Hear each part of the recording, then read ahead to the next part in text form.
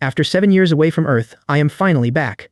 My wife, wherever you are, may you and our child be safe. Where are you, and why are you acting so lewdly? Who dares force you to jump from a building? If even one hair is harmed, this entire city will pay with its life. Nina pleads, Doctor, please save my mother. Mom isn't dead, she's only asleep. Giving up snacks and collecting bottles for money do not matter anymore. Please, don't give up on Mom. The doctor looks down at her. Little one, your mother is badly hurt. An adult lashes out, we truly tried our best. Cry, cry, cry, that's all you do. You're unlucky, just like that woman. The bad luck is gone now. Someone taking interest in you is a blessing, yet you still jump off a building. You've disgraced the Zhang family. You've ruined everything. Don't curse my mother. You're bad. You forced her to jump, Nina bites back. Ow, you little brat. You dare bite me.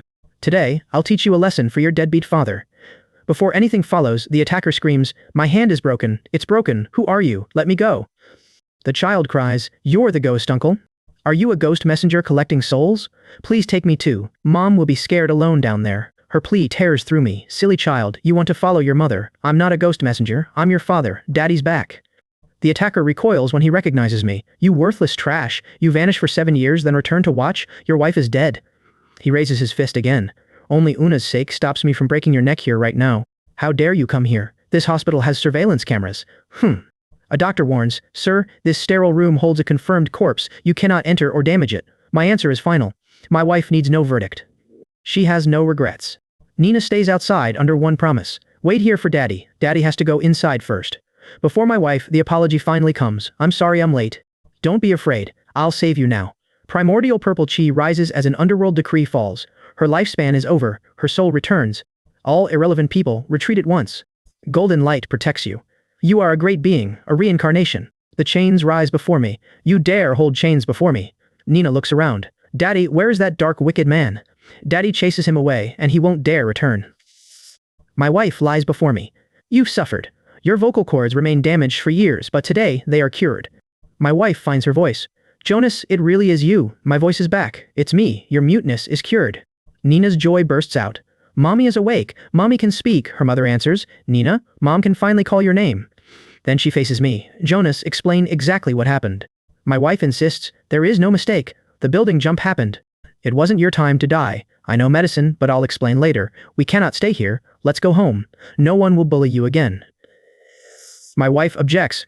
But the doctor called you a quack who misdiagnosed me. You are alive and well. Nina has her own explanation. Dad is a god, he was glowing. Her mother counters, silly child, too many cartoons. Nina, calling your father a god, is an understatement.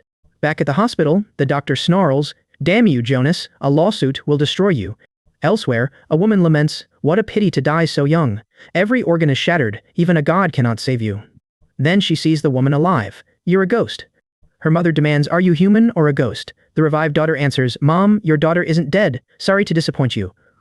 The voice brings another outburst. You can talk now. You're a monster. This isn't scientific. You clearly stopped breathing. I silence the panic. He needs no verdict from you. Someone blocks the doorway. Stop. Since he lives, come apologize to the powerful local family. My verdict is simple. Since your mouth is so foul, shut it. A witness panics. Someone is attacking a person from a distance. Security department. There's a monster here with no shadow. That man has no shadow either. It really is a ghost. Dad, are they playing a ghost-catching game? They're only ants performing a farce. Too noisy. My wife notices the silence. Jonas, why aren't they moving? I erase their memories to prevent future trouble. This place is a mess. Let's go home. Behind us, the doctor searches for the bed number that has vanished from memory. Back at the hospital, the doctor finds himself sitting on the ground. Strange, maybe there was an earthquake. At home, my wife stares around. Ha, this is home. We were just at the hospital. Nina marvels. Dad, you're amazing. This is faster than flying. After giving me water, my father steadies himself and asks, tell me honestly, where have you been for the past 7 years? A spatial rift carries me into the 3,000 great worlds. There, I become a cultivator and stand beside legendary gods and Buddhas. Yet I tell him, whether I'm a god or not doesn't matter. What matters is that I have the power to protect you. My father reveals how close he came to never seeing me again. Do you know, I almost never saw you again. Guilt tightens my chest. I return too late. Who forces you from that building? My father lowers his eyes. Leon, eldest son of the powerful local family. Real estate made them rich. My father grips my arm. Jonas, don't act rashly. The powerful local family controls this city and its underworld. Ralph and the others serve them. There was no other choice. I steady him. Don't worry, from now on, nobody forces you to do anything. Leon adds his own threat, sneering, after tonight, there will be no more powerful local family in this city, they're all useless trash. Elsewhere, the underworld examines the records and finds something impossible. The Zhang family's daughter should have reached the end of her lifespan, so why has her name suddenly vanished? Even the Book of Life and Death cannot lock onto her existence. The underworld realizes this is beyond the three realms. The slain messenger rages at the mortal world. How dare you kill me, a messenger from the underworld? This is a blatant provocation of the underworld's authority. The furious messenger declares, no matter who you are, you must die. Inside the underworld, an authority points toward the mortal city. Investigate the ghost general's death immediately. Find whoever altered the Book of Life and Death. Its servant bows, the culprit dies on sight. That stolen soul returns and the offender is torn apart. The underworld scoffs at the disturbance, muttering, even ants in the mortal realm dare to defy fate. Back home, the woman stammers that she does not know what happened. Seeing my restored hand, I grin and say, looks like I'm a lucky person. My father accepts the simplest explanation. The previous doctor must have misdiagnosed you. I knew a fall wouldn't break a hand. A caller reaches the woman, who quickly answers, oh, young Master Lu, it's me. Master he? Yes, don't be angry. That night, the woman leans closer to the phone. The young mother will keep you company. She already has a child, but her figure remains excellent. Once everything is done, that useless husband cannot stop us. Her daughter enters without knocking and demands to know who she is speaking with. Hearing the word done, the daughter insists, you can talk now. The woman realizes the mute medicine has worn off and cries out, that good-for-nothing's medicine has worn off, he's cured me. Her daughter presses for an answer, so the woman reveals the arrangement. Tonight, go to the Marriott Hotel. Young Master Lu is waiting for you in room 8888. The daughter challenges her mother, while the woman pushes back. She praises the powerful local family as the city's king and insists that serving young Master Lu, even as a concubine, will raise their entire family. The daughter refuses to go, declaring, I'm not going. Jonas is back, and our family is doing very well. Her mother fires back that Jonas offended the powerful local family and will die sooner or later. The mother blocks the doorway. Choose widowhood with Jonas or wealth with the young master. Her daughter pulls free, then marry him yourself. The mother reaches for a weapon, step outside, and your mother dies here. The daughter declares that healing her hand repays the debt of being raised, then warns, from now on, you had better behave yourself. Suddenly, the lights go out. In the darkness, an underworld enforcer declares, the prince's lifespan is over. Fugitive, identify yourself. The enforcer senses extraordinary power and cries, extraordinary, extraordinary, save me, that mortal cultivator. Then contempt returns with a sharp, humph. The enforcer reaches for my soul. Once you're captured, that interfering ant dies. I step from the darkness and he screams. Searching through the darkness, the enforcer praises the soul's tenderness and delicacy, then wonders why the judge specifically requested it. He calls out, where are you? I confront the underworld enforcer and demand, what are you? How dare you ruin my plans? Those who hurt my wife will be annihilated. Is it you? The enforcer refuses to believe a mortal cultivator can interfere in the underworld. He snarls, you're courting death. My power overwhelms him, leaving the enforcer terrified. He asks, what is this power? Who are you? I answer, I am this heaven, this earth, and your calamity. The enforcer collapses into panic and begs the judge, save me. Even then, he can only marvel at the power before him. The enforcer vanishes immediately. I dismiss my own fear of such an ant and return my attention to reality. My father checks on me, asking whether anything still bothers me. I reassure him, I'm fine. It's like I just had a nightmare. My father catches my sleeve. Jonas, with all your power, can you save her? She treated you terribly, yet leaving her like this feels wrong. I refuse to abandon her because she is my mother. Saving her once repays the gratitude I owe my father. And whether she lives or dies, I will keep a clear conscience. My father clasps his hands. Jonas, please save her. I relent, only once. If she causes trouble again, even the heavenly king cannot protect her. We head home, where my daughter waits. The woman wakes in pain and complains about the darkness. When the light returns, she feels completely healed and blames the quack doctor for misdiagnosing her. She assumes her daughter fled to avoid young Master Lu. The woman searches for a way to control her daughter and calls young Master Lu. She assures him, that girl won't run away. I'll be discharged soon and I'll definitely get her to bed so she can rest and have some fruit.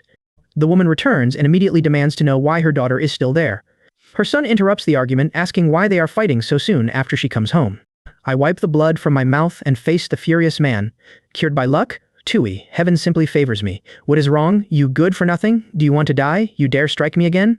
The powerful local family man points toward the room and orders Jonas away. A distinguished guest is here today. If you know what is good for you, get out. Young Master Lu, please come in. That brat is inside. Leon enters, staring at the once mute woman as though seeing her for the first time. Aunt Hay was right.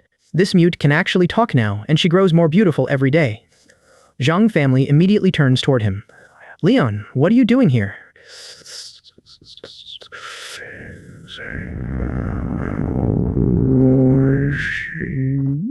Tonight, go with young Master Lu and serve him well.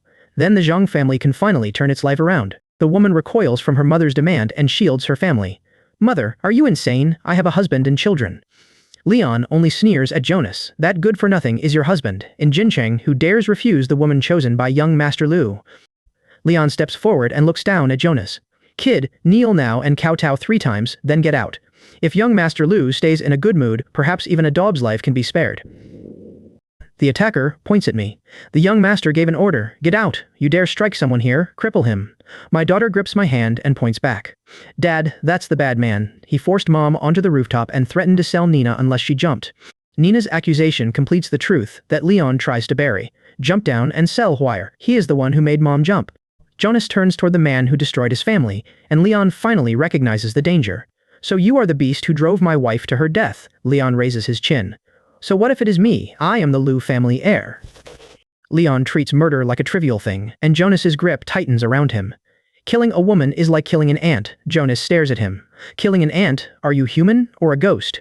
Do you know who my father is? Even the King of Heaven could not save you today. Leon struggles desperately. Let go of me. Do you want to kill my whole family? Leon keeps fighting for release, but Jonas turns toward Nina instead. Let go. Jonas ignores him and teaches his daughter the lesson he promised. Huire, Dad taught you that wrongdoing must be punished. Tell Dad how this bad uncle should be punished. Nina looks at Leon without hesitation. Make him never bully Mom again. Jonas accepts his daughter's judgment while Leon's confidence collapses. Fine, whatever you want, you bastard. Die. Before the punishment begins, Jonas covers Nina's eyes and keeps her away from the scene. Huire, close your eyes. Dad will show you a magic trick. Leon opens his eyes inside a world he cannot understand. Where is this? What did you do? This is an illusion. It must be an illusion. An illusion is nothing compared to an ant. The illusion expands beyond Leon's grasp, turning his threats into desperate pleading. The methods of the gods are truly a nightmare, a maze of ghosts. This is a maze of ghosts. Help. In this world, I am the law. Big brother, grandpa, immortal, I was wrong. Money is no problem. I will give you as much as you want. Leon loses every trace of arrogance inside the terrifying maze. Do not kill me, do not kill me, do not kill me. Jonas stands over him while Leon begs for mercy. Money is nothing before life and death. You just said you wanted to sleep with my woman and forced her to jump from a building. Leon immediately denies it. No, no, no, that was a misunderstanding. The eldest son pleads, those women instigated me. I answer, whoever crosses my line pays the price. A ghost warns, you can never bully me again. I leave him alive. Jonas gives Leon one final warning before ending the humiliation. This is only the beginning. Your mouth is too much. From this day forward, you are the biggest joke in Jincheng. Jonas releases the power surrounding Leon and points him toward the exit. This is the consequence of humiliating my wife and daughter. Get out. The hateful sight disappears and Jonas turns away from the filthy household. I hate them. Trash belongs in the trash can. Let us go eat. Nina watches the bad uncle truly vanish, then runs back to Jonas. Dad, that bad uncle is really gone. Dad promised Huire that he would never do evil again. Leon awakens with his head pounding, unable to understand what happened. My head hurts so much. What is wrong with me? It is you. What kind of magic did you use? The Zhang family sees the disaster and turns its fear toward Jonas. That is a member of the Lu family. We would rather be their dogs than offend them, and you dared hit one of their people. Jonas silences the panic with a threat. If you become any uglier, shutting you up forever will be easy. The Zhang family realizes the mistake. It is over. You rejected Leon. Noah will chop us up and feed us to the dogs. The woman refuses to remain beneath the same roof and reaches for Jonas. Jonas, let us leave. I do not want to stay in this house another second. If you had not returned just now, that beast would truly have taken me. Jonas looks at the woman and Nina, then makes a promise without hesitation. Fine. I will give you and Huire the safest home in the world.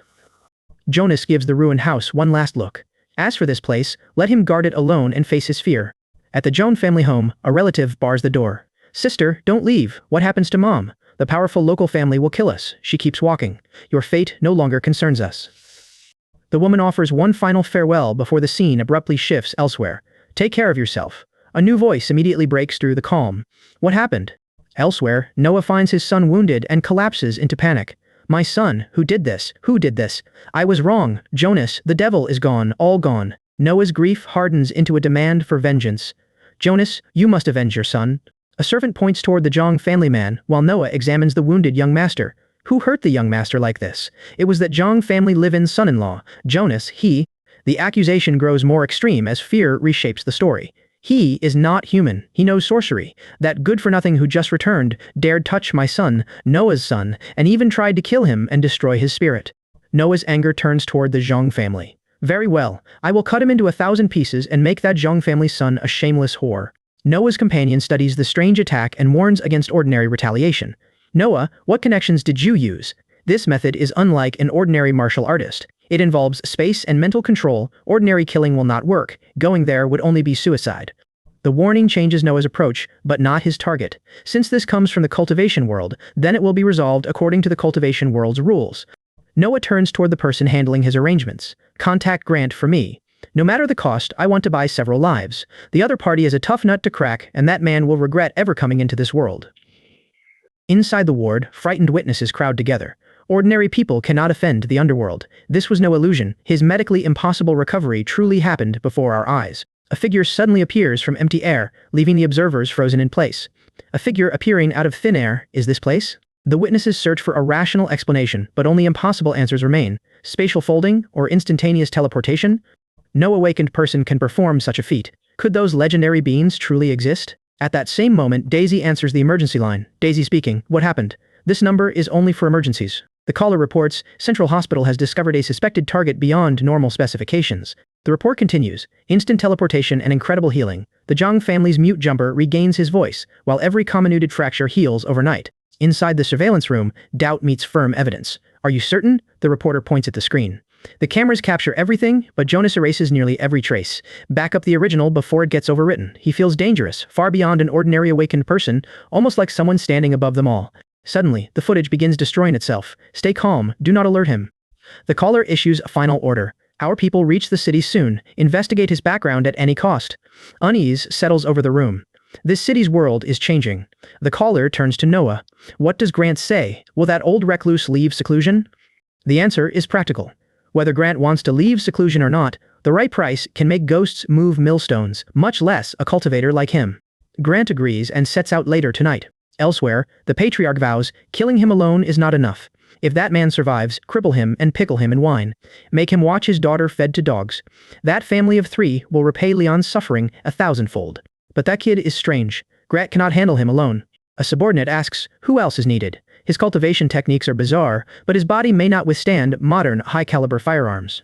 At headquarters, the Patriarch orders, deploy Blood Viper. City target, SSS class. At headquarters, the commander pounds the table. Use sniper rifles, C4, even rocket launchers. Burn the target to ashes and test mysticism against modern weapons. Elsewhere, a woman panics. He cannot die. He absolutely cannot die. That trash knows sorcery. The powerful family will punish him. She reaches their estate and blurts, is this the powerful family's home? Guards drive her back. Get lost. Their blows make her scream, stop hitting, stop.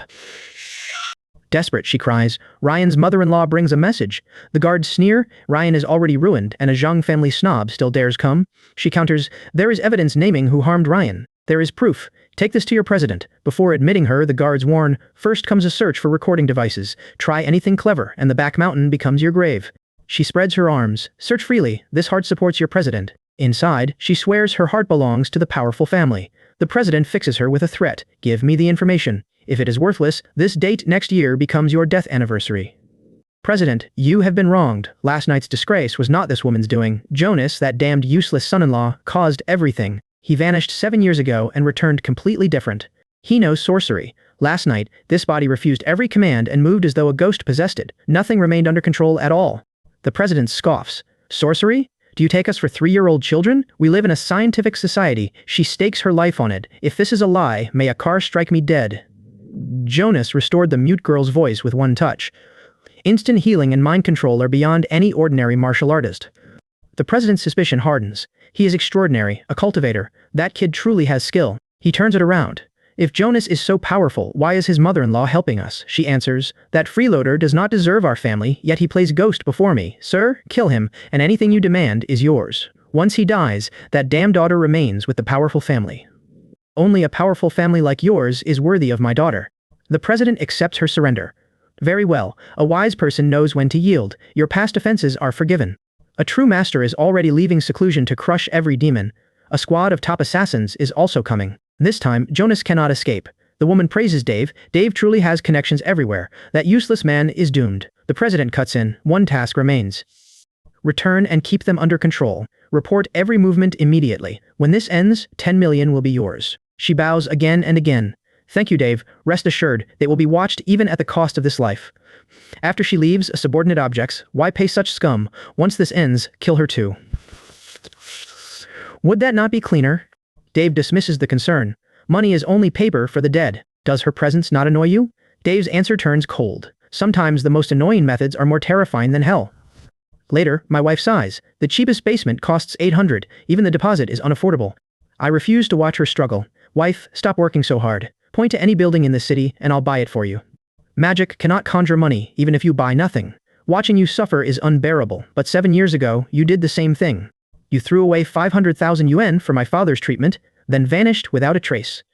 This family stands on these shoulders now. Even under a bridge, tomorrow's food must come from earnings made by these hands, not severance money you throw away before disappearing again. I yield. Then I'll spend my life repaying 7 years of lost security. Choose the place, and we rent it.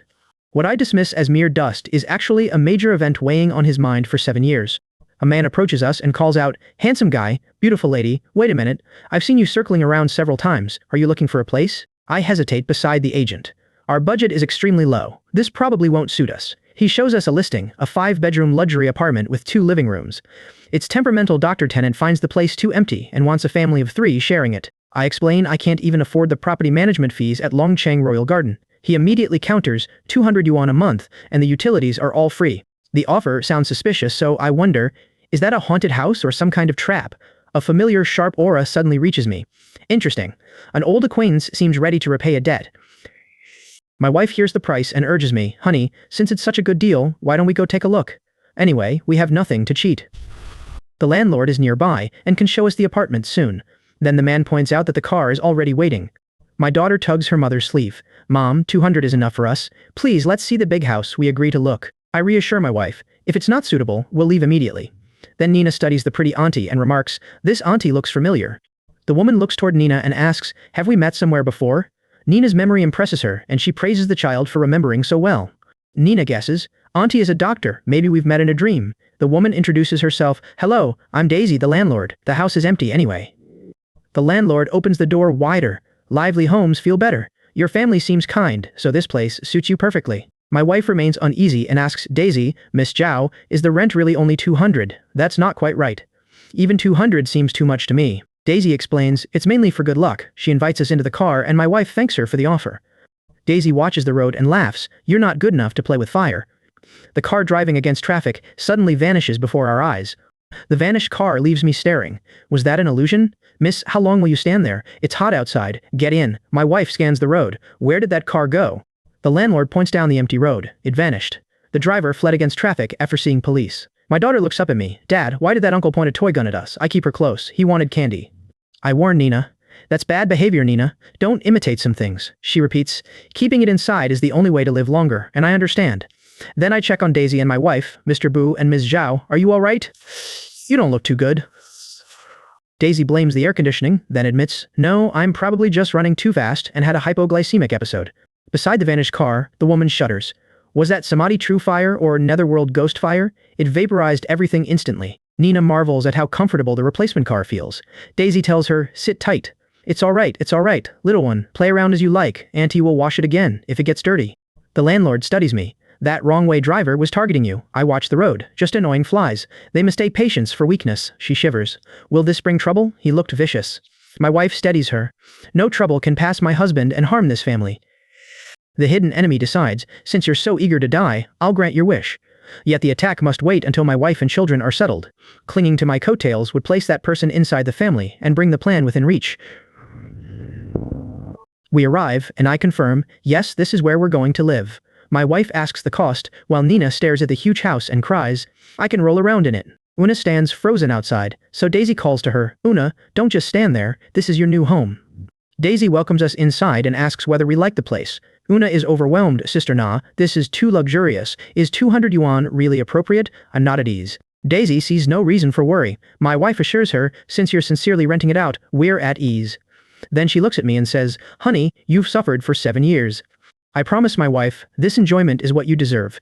I'll give you even better in the future. As long as the family is together, anywhere is fine. The house becomes the core as I raise the Taiyi microdust array. From now on, gods and demons cannot trespass within 100 miles. Once the array settles, my wife notices the change and asks, why does the air suddenly feel better? The refreshed air makes the landlord stare around. Is this a feng shui treasure land? Anything else you need can be delivered immediately. I shake my head. No need. Since we're neighbors though, some boundaries must be clear. Facing the landlord, I draw one boundary. We coexist peacefully unless anyone touches my wife or daughters. Cross that line and I punish everyone involved. The city resembles a second ghost capital. Daisy swears, Mr. Boo, rest assured, Daisy has no ulterior motives. She realizes that I truly know about the realm's ghostly authority and do not take it seriously at all. Although I finally have a temporary place to stay, the sense of being watched still refuses to disappear. The realm's ghostly authority sends lackeys with keen noses. One of them spots the trail and sneers, oh, so you've been kicked out. Another voice confirms the contempt. I knew it. Who would rent a house to poor people like you? We return to pack our belongings. My daughter races inside. We're moving out, her grandmother scoffs. Where? Under an overpass or into a park? Another relative eyes Una's companion. Who is this? Una, don't sell yourself for pocket change. Daisy steps forward and identifies herself. I'm Una's friend and also her current landlord. Una steps between them. Show some respect. The intruder sneers at her companion's fine clothes, then blocks the doorway. Una stays with us. Dave has already spoken, and the Zhang family will obey. The intruders announce, in a couple of days, we'll invite a master to perform a ritual. Una challenges them, master. You mean a charlatan or a con artist? They sneer that the master specializes in taking in demons and monsters like us. Get out before the master tears you apart, my daughter protests. Don't curse my father. My father is the strongest, I soothe her. Be good. Arguing with this frog lowers us. Then comes a blunt condemnation, outrageous. No wonder Jonas took Una away from such an awful mother. The woman blocks our path. Cross this door and die outside. Don't return begging. Leave before the master arrives and gives you horrible deaths. This is everything we have left. I look at my wife. Am I still useless, fool? This so-called wealth no longer deserves you. My wife answers, as long as you're home, everything is all right. The mother snaps, you got some nerve. She grabs our belongings. That wedding sheet stays, you cannot take it. That broken box is mine too. Leave naked if you insist. She points at another item. That little box was bought for me. Stop talking. Where did you hide everything? Our belongings vanish and she recoils. Sorcery. This is sorcery. You really are a monster. Call the police, I ask. Wasn't I useless trash? Why call me a monster now? This is hidden space in the sleeve, a portable space requiring golden core cultivation. She shrieks, you monstrous, despicable creature. Die horribly? May a car hit you outside. My wife pleads, Mom, stop cursing. Be careful of infection. This is the price of reckless speech. Spew filth again, and next time you will lose more than your tongue. Dad, you're amazing. Bad grandma finally shuts up. My daughter celebrates as the cursing ends. I hand my wife the ring. Honey, this is the ring from that magic trick. It isn't magic. It's a storage ring with 100 square meters inside. You won't need a bag anymore. Close your eyes and feel it. The ring is now part of your body. She summons it and gasps. It really came out. This is amazing. The mother bursts into laughter and reaches over. Give me that. That's mine, my wife protests. Her mother snatches at it. Yours? Nobody claims anything so easily. I step between them. Tell that old bastard from the powerful local family to wash his neck and wait. Watch yourself too. After we leave, she calls the young master. Elsewhere, the caller blurts into the phone. That useless man owns an immortal ring capable of holding countless things. The recipients replay the footage. Impossible. Everything vanishes instantly. Another leans toward the screen. Is this an editing effect? What really happens there? The air conditioner is broken. One viewer notices another staring. What secret has you watching so intently? A presence interrupts them. Who's there? Come out. Stop playing tricks. Sorry, but we don't need anyone playing tricks here. A trapped man screams, help! Open the door! Someone outside complains, what a racket! Shut up! The unseen threat closes in. Shout again, and you'll be chewed up and swallowed. Mortals are so fragile. Elsewhere, a subordinate reports, Big Brother, confirmed. The surveillance footage is genuine. That extraordinary man truly uses spatial magic while carrying 2 mortals. Spatial leaps demand immense spiritual power and absolute control over the laws. Perhaps it's merely a high-level Earth escape talisman. This is the Dharma ending age. How could an immortal exist? Brothers, don't underestimate him. Sleeve Universe is genuine divine power. Even if he isn't immortal, he's a top Mahayana cultivator. The others hesitate. Then what do we do? The judge orders us to capture his soul. If he's Mahayana, the three of us might have a fighting chance together. If he's immortal, we cannot risk it. We only have one life, meant for enjoying offerings, not throwing away on certain death. Contact the judge. Report possible terrestrial immortal strength and request 4 more brothers for the 7-star soul locking formation. Big brother, you're truly going all out.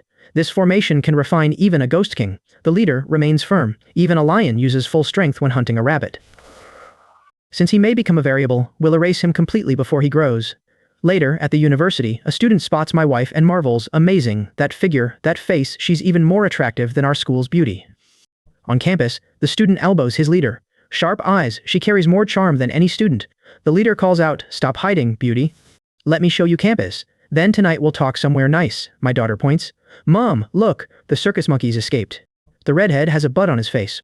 My wife corrects our daughter. "Sweetheart, you can't say that, though he does resemble a brat." The redhead explodes. "Who are you calling a brat? Monkey, your mouth is getting torn apart. Choose death or crippling," his companion mocks me. "Pretty boy, still acting tough?" Nobody at this university escapes my crushing. The leader points at the ground. "Kneel, kowtow, and admit your mistake. Leave the beauty here, or go flying." My wife turns to me. "Honey, teach them a lesson, but don't kill them." I smile. "Yes, ma'am." "What the hell are you doing? Get him, kill him." The leader clenches his teeth. "Anything that happens is my responsibility." Since they enjoy bullying the weak, I grant them exactly what they want. Beat him until he vomits. Trent struggles against his own body, but his hands keep moving. "Brother Tien, this body will not stop. Are you crazy? You are my boss." "I am sorry, but what is happening? Who dares to trouble Trent at the university?" The confusion draws the aunt and the younger sister over. Someone recognizes them and asks, "What brings you here?" The answer comes warmly, "Missing you is enough reason to visit." The frightened man points toward the chaos. "Brother-in-law, what happened over there? Those bastards tried to bully Mom." "Let them, and mice." The others finally understand what they are seeing. "Is this hypnosis? Stop. All of you, stop. Sister, help. They are possessed." Kevin shields his face while the punishment continues. "Do not hit my face. Sir, my brother may be naughty, but is this sorcery not excessive?" Kevin Liang of the Liang family stands before you. I let the warning settle over everyone. "Stop immediately. The Liang family has never spared anyone who insults my wife and daughter." The sight of Q's suffering makes the plea urgent. This is what happens to them. "Brother-in-law, Q is my best friend. Please show her mercy. Trent is a bastard, but she does not deserve death." Chase watches the lesson unfold and gives Zimming a warning. "Remember, this world has people you can offend, and people who make you pay the price." The beaten man finally breaks. "Big brother, the mistake is mine. Stop hitting me." I refuse to end the punishment early. "It is not time yet. I said I would stop only after he vomits." Kevin protests, but the threat against leaving the city follows immediately. Kevin realizes the warning is aimed at him. "Are you threatening me? It seems the Liang family wants to disappear from this world." Even the family elders cannot produce such pressure, and Trent understands the danger. "If you do not want to die, obey him." The sister resists until the order becomes unavoidable. "Spit it out now, or nobody can save you." The humiliation leaves Kevin with nowhere to hide. Young Master Liang will never face anyone again. The stench drives everyone away. "Get out! It reeks! Dad, let us go!" The daughter still finds my cruelty satisfying, praising her brother-in-law as they leave. I agree that Kevin must be dealt with, but the air has become unbearable. This person truly needs handling. The air here is foul, so let us speak somewhere else. A vehicle suddenly charges toward us, and the warning tears through the scene. "Move quickly, car accident." Chase spots the danger and shouts, "You little devil Jiming." The collision sends a scream across the road. "Ah!" When the danger passes, disbelief replaces the panic. We are not dead. The impossible survival leaves the driver furious. "How is this possible? This is unscientific. Damn it, who dares to block my way?" The drunk man steps out and claims the wrecked vehicle.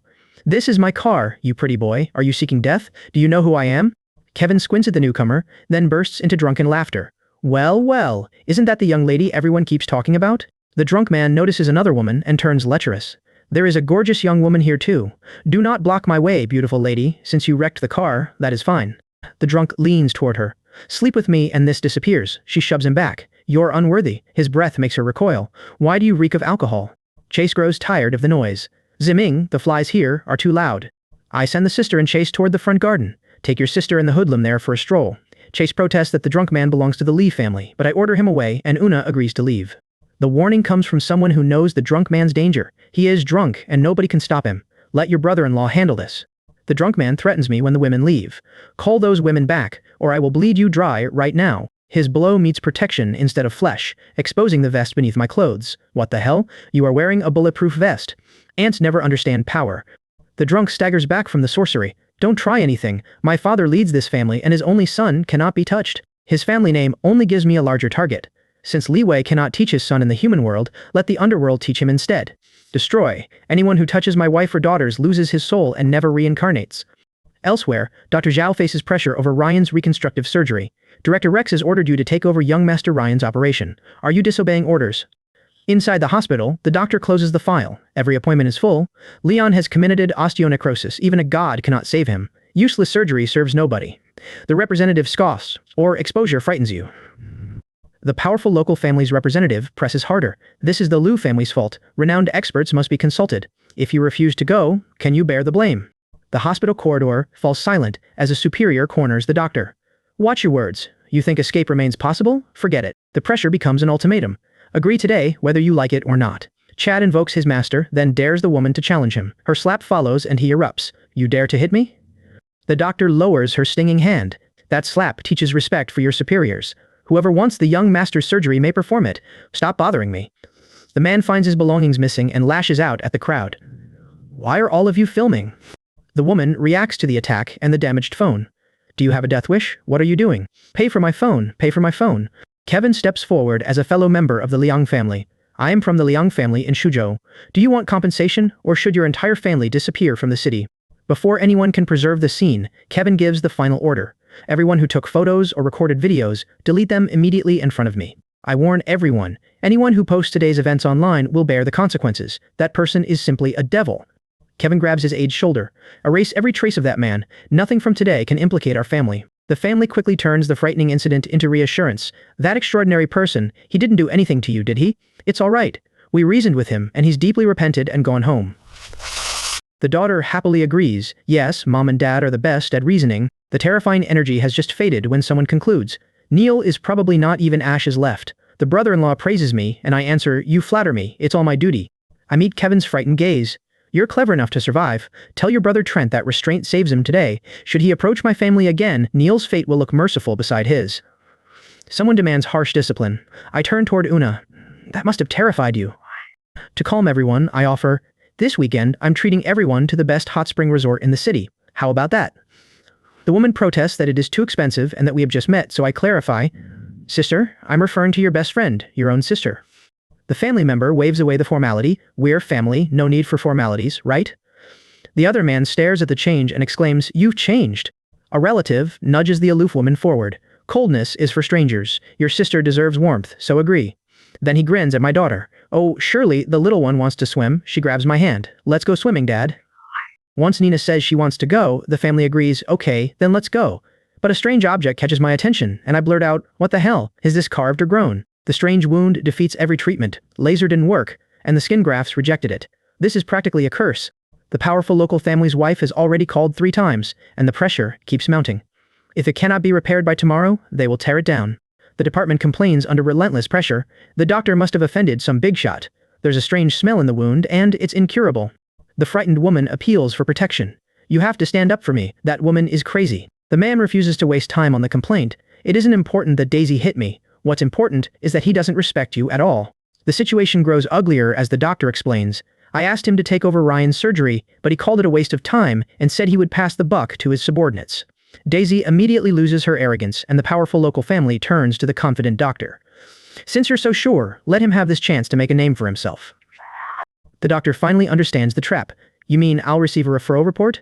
The senior doctor gives the condition plainly. If it doesn't work, let the powerful local family's wrath fall on him alone. No one can ride roughshod over me. The subordinate bows to the decision. Master is wise. Everyone understands the danger surrounding the family matriarch. As long as she gets angry, no one can survive in the city. Inside the hospital, an administrator corners Rex. Clear the special care ward immediately.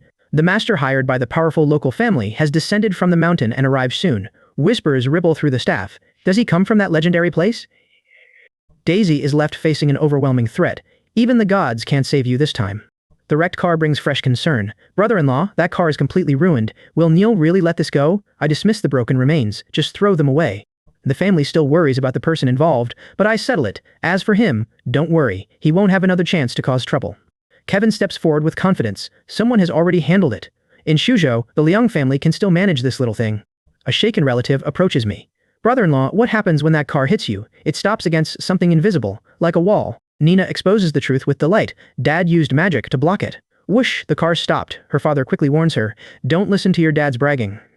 The skeptic refuses to accept cultivation. There's no such thing as magic in this world. It's just magic tricks. I refuse to let Nina be called a liar. Nina isn't lying. I really am a cultivator. The woman scoffs. If you're a cultivator, then I'm the queen mother of the West. Don't think you can fool me with a magic trick. Since disbelief still fills the room, I make one promise. Since you don't believe me, then watch closely. I open my sleeve, and a rabbit suddenly appears. Nina cries, "Thank you, Dad." The woman stares in shock. "This is impossible. It was hidden in your sleeve." The impossible sight leaves everyone speechless. It really appeared out of thin air. This is too outrageous. Beside me, a witness gasps, "That is the legendary Sumeru Nimbus, a storage treasure of divine power." The brother-in-law recognizes the technique from ancient records. This is the sleeve magic recorded in ancient books. Those other tricks are merely small performances used to coax children. The family's realization turns into reverence. He can control life and death at will and conjure objects out of thin air. The Liang family has gambled right and must hold on to this true god. Chase accepts the impossible with a shrug. Your brother-in-law has experienced a lot of adventures over the years. The explanation becomes simple at last. Some things become normal once you get used to them. He's a cultivator. My brother-in-law is a cultivator. Nina immediately asks, "So, can I fly too?" Before the answer comes, the hospital brings urgent news. The director has an important meeting and has specially assigned Ryan's surgery to you. Daisy is pushed toward the assignment. The surgeon is busy. "Let Rex go alone, or you can go." "Daisy, that's your honor." The doctor refuses sympathy for the absent surgeon. "Don't be ungrateful. The doctor is being punished by heaven." Daisy rejects the assignment outright. "This is dirty work, and I don't take it." Another voice mocks her former pride, then orders, "Come with me. You have to go today, whether you like it or not." The woman snaps back, "You crazy woman, what are you going to do about it? I'll fight you." She drives the threat away with another warning, "Get out of here, you just wait." The injured woman reaches for the mirror in panic. "Mirror, give me the mirror. I want to see my face. Son, don't look." The doctor is trying to find a solution. Her son tries to reassure her, but the answer offers little comfort. "That laser treatment won't work. Mom will find you the best plastic surgeon." The woman refuses to accept the treatment's failure. "These quacks are all quacks. The two words on my face are still moving." Her humiliation turns into fury as she points the blame outward. "They're laughing at me. Since these doctors can't cure me, then they'll pay the price. Someone, bring in the responsible doctor." The responsible doctor is dragged before the Liu family and immediately begs for mercy. "Mrs. Liu, spare me. Young Master Liu, spare me." The doctor drops every excuse at once. "It's not my fault." Daisy refused to come. "Rex sent me to shirk responsibility. My son has suffered so much and you're all unharmed. Is that fair? I was wrong. I really tried my best." His plea only makes the family more vicious and he begs them to spare his son. "Please, you spare my son. Since he can't cure your face, let him taste the pain of disfigurement too." "Mom, you've got a great idea for disfigurement." The woman chooses a punishment more terrifying than any medical failure. "I'm going to carve 1,000 words all over his face. Help! Who is that man?" The room falls silent as everyone turns toward the unknown presence. Who is he? The unseen threat senses Nina's spiritual energy and reveals its desire. Such rich spiritual energy. This little girl's flesh and blood must be 100 times more delicious than Leon's pig's head. Nina welcomes Daisy without realizing what stands nearby.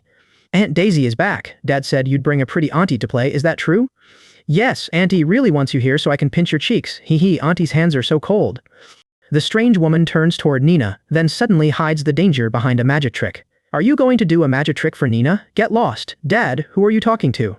I conceal the confrontation before Nina can understand it. "Is the TV on?" "No, Dad's just shooing away an annoying fly." I send Nina away, then make the harmless performance convincing. "Nina, go back to your room. Dad will do a magic trick for Auntie." Her delighted praise follows immediately. "That magic trick was amazing. Dad is the best." Inside the room, the hidden presence studies my daughter and recoils. Such a powerful lineage. No wonder that foolish ghost dies after approaching this family. I expose the intruder and warn it for touching my family.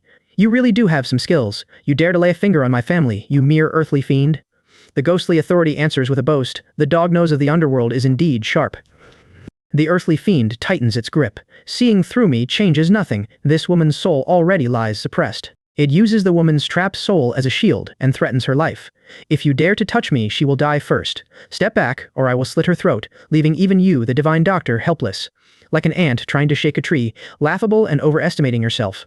My power seals the enemy's escape, and its confidence collapses. What kind of power is this? My chaotic space is sealed. You are not a cultivator, you are a terrestrial immortal. Ah, great immortal. The earthly fiend abandons its threat and begs for mercy. Great Immortal, spare me. I was blind and did not recognize you. I was just following orders. Gripping the fiend, I demand, whose orders? Ivan's or the judge's? Answer me. The earthly fiend finally names the source and exposes the danger surrounding me. It's the judge. The ghostly face's life tablet shattered and the underworld trembled. You've been listed as an S-level target. The revelation earns only a cold answer from me. It seems I'm not important enough in your eyes. The earthly fiend rushes to explain the larger scheme and offers its own service. It's not just about hunting the underworld. They've already gathered their yin soldiers, ready to seize your secrets while the master is opening the path of restraint in the mortal realm. Just let me go, and I'll go back and say everything's normal here. I'll buy you time. I can be your ghost slave. Why waste time with a bunch of dead ghosts when I'm not acting like one? I answer the underworld scheme with fire instead of negotiation. Since the underworld wants to dig, then let's play a big game. That's the Samadhi true fire. The earthly fiend can only cry, no, no. The ghost recoils as my flames tighten. You cannot kill me. The earthly fiend commander will sense my death and hunt you forever. I answer, good. I welcome the excuse to raise Ivan's palace. I have waited too long for this war. From today, the realm's ghostly authority means nothing to me. Whoever touches one hair on my daughter faces annihilation. Once the threat is gone, I turn to Nina and explain the reason behind what comes next. Since the world is in chaos, you should have some ability to protect yourself. I place the ghost soul-slaying pearl in her hands as compensation. Consider this ghost soul-slaying pearl as compensation. The woman awakens with the danger gone and looks around in confusion. Where am I? I check how she feels after the soul's suppression is lifted. How do I feel? Do you feel much lighter? She remembers the monster and immediately searches for the ghost that threatened the thugs. Where's that monster? Where did that ghost that wanted to kill the thugs go? I glance around the empty room. You mean that toad-faced creature? Stop searching. He now rests inside your stomach, or perhaps mine. She panics at the thought of possession, but I stop her, before fear takes over. You're kidding me. Get him out. I don't want to be possessed. I answer firmly, calm down. I clarify what remains after refining the ghost's soul. That's a soul pearl I refined. It has no consciousness anymore. It's purely a tonic. She recoils at the explanation, a tonic? That's a ghost. She refuses to accept the strange medicine, comparing it to eating fish with bones. I remove the last concern and tell her, it's all clean now, only protein left. I press the point until her final hesitation sounds almost ridiculous. Are you still worried this piece of meat won't revive inside your stomach? The tonic begins showing its effect immediately, and she describes the change. Really, it's fine. I feel like my eyesight has improved. I can even hear ants crawling in the corner. I explain the source. This is a gift from a ghost general's soul. I make the danger clear while revealing what the tonic grants her. From today onwards, your reaction speed and strength will far surpass that of ordinary people. This world is about to descend into chaos. The underworld has its eyes on this place. I need you able to protect yourself and to help me care for the boy and girl. She sighs. So this pirate ship won't let me off, but thank you for saving me. Go wash your face and calm down. I don't want Nina or Una knowing about that bloody scene. They only see it briefly. I've erased everything about that man from their sensory memories. Laughter follows as the children celebrate. Daisy, your magic trick is finally over. She returns to them. Yes, Auntie is back after her magic trick.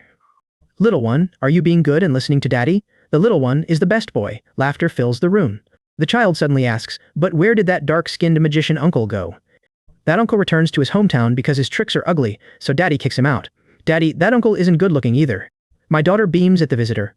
Auntie is prettier. Daddy says you bring gifts. Is that true? The woman opens her arms. Of course, gifts for everyone. Daisy continues, Auntie's best gift is getting to play with the little boy all the time. Watching them smile, I think. As long as I preserve this smile, why should killing every god and Buddha in heaven matter? At that same moment, in the underworld, a watcher recoils. The ghost general's aura has vanished completely. Even his remnant soul cannot be sensed. He hasn't disappeared, someone forcibly refines him. That energy fluctuation even shatters the projection of the Book of Life and Death. Refining a ghost general instantly is beyond even the judge. Could that person be a terrestrial immortal? Inside the underworld, an authority strikes the table.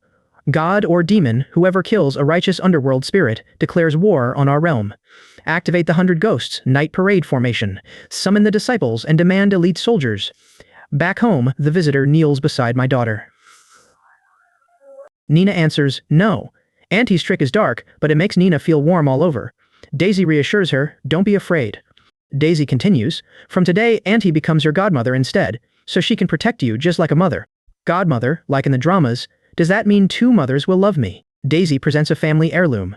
Godmother promises, anyone who bullies you will regret being born. This family heirloom is a gift for Godmother's little darling, now that you call me that. Nina offers her precious ring. Godmother gets a gift too. Daddy gave me this precious ring, and now it belongs to Godmother. Please accept it. Watching the exchange, I warn Daisy, since we're family, you need to learn to use certain methods too. Daddy, look how beautiful Godmother is and how delicious her cooking is. Why don't you marry them both? Children say childish things. Daddy, why? Then we can live together forever and never be separated. Silly girl, Daddy's heart is small. It can only hold Mom and you. Of all the waters in the world, Dad wants just one sip. Daisy agrees. Yes, Nina, becoming your godmother is already a great blessing. Marrying your dad would make life far too exciting. Auntie will help Dad in the kitchen. Her attention returns to the story. That dead monkey is so pitiful. Watching beside my daughter, I hear a viewer insist, that wicked imposter deserves death. My daughter protests, no, they killed the real Simon. The survivor's eyes are fierce, not spirited at all. My daughter pounds the cushion. That fat monk is evil. He helps the false monkey kill my hero, Simon. Once Simon dies, no great sage remains in this world at all. Since my little princess says he is real, then he is real. I wipe away her tears. Even if Simon is fake, Dad will make him real. Do not cry, baby. Tomorrow I will take you to meet the real Simon. Really? But isn't he only on television? I explain. The television show is just a story. Dad will show you a different, exciting journey to the West. The plan fits, we only need a bodyguard. That monkey barely qualifies. Elsewhere, a father demands, still no contact with Neil? His subordinate reports, boss, the young master's phone signal disappears near the city university, then dies completely. The city university is my territory. Who dares touch my son? Boss, spare my life. We find the young master's sports car on campus. Its front is completely destroyed, as if it struck an impenetrable wall. The father snaps, where is he? Bring him to me, alive or dead. No one is in the car, or anywhere nearby. The young master seems to have vanished into thin air. The car's bizarre destruction looks nothing like an accident. The father concludes, in this city, only my family gets to make people vanish. Why does Neil go to the university? The young master says he is visiting Chase for some fun. The father's fury hardens. Chase, good, very good. Release every hunting dog in the house. Boss, those are our trump card. The father cuts him off. My son is gone. Who are we saving that trump card for? Investigate everything and arrest Chase. The father adds, seize everyone at the scene, even passing janitors. Interrogate everyone. If they refuse to cooperate, make them disappear. Better to kill 3,000 innocent people than allow one suspect to escape. Make the whole city know what happens when someone touches my son. Whoever took him will pay with his life. It seems some ignorant ants are already rushing to their deaths. Sleep. When you wake, Dad will take you to poke a hole through that place. Elsewhere, Kevin drives everyone away. Get out, all of you, get out. Kevin continues, the sight of you vulgar people makes me sick. Kevin, why be so angry? He's only a pretty boy with some hypnosis. You don't understand, that man is strange. He never even touches me, yet he completely ruins me. Years at the university, and never such humiliation. He'll be torn apart. His companion answers, relax, these hands have killed awakened before. I see through this so-called mind control. It is only a charlatan with slightly stronger mental power. Brother Biao is offered 30% of the engineering project in this district for crippling me. Since I am Kevin's enemy, the young master declares me his mortal foe, promises an investigation tonight, and vows to bring me before Brother Biao tomorrow to kowtow and apologize. Then he invokes his grandfather. Late that night, footsteps stop outside my door. I watch the handle and wonder what this visitor wants from me. A man arrives and addresses the visitor as Jianjun. Then he turns to Kevin. What are you doing here? We can talk about catching up later. Inside the room, the visitor presents his authority. Boss Lee sends several questions. Did a conflict occur at the university this morning? I nod. It did. Surprise crosses his face. Then the young master already knows. Captain Hu slams the table. Answer every question and stop rambling. The visitor points toward me. That useless man is the poor student's brother-in-law, husband to a Zhang family woman. A Zhang family man stood beside him during the incident. The visitor rubs his jaw. The Zhang family man attacks him only to protect her. Now that same man has been found. Inside the room, a worried man looks around. What happened to Brother Jianjun? Where is the young master? The answer is grim. Young Master Li is missing, and the last sighting places him near the location of my conflict. I keyed my answer flat. He disappeared. This has nothing to do with me.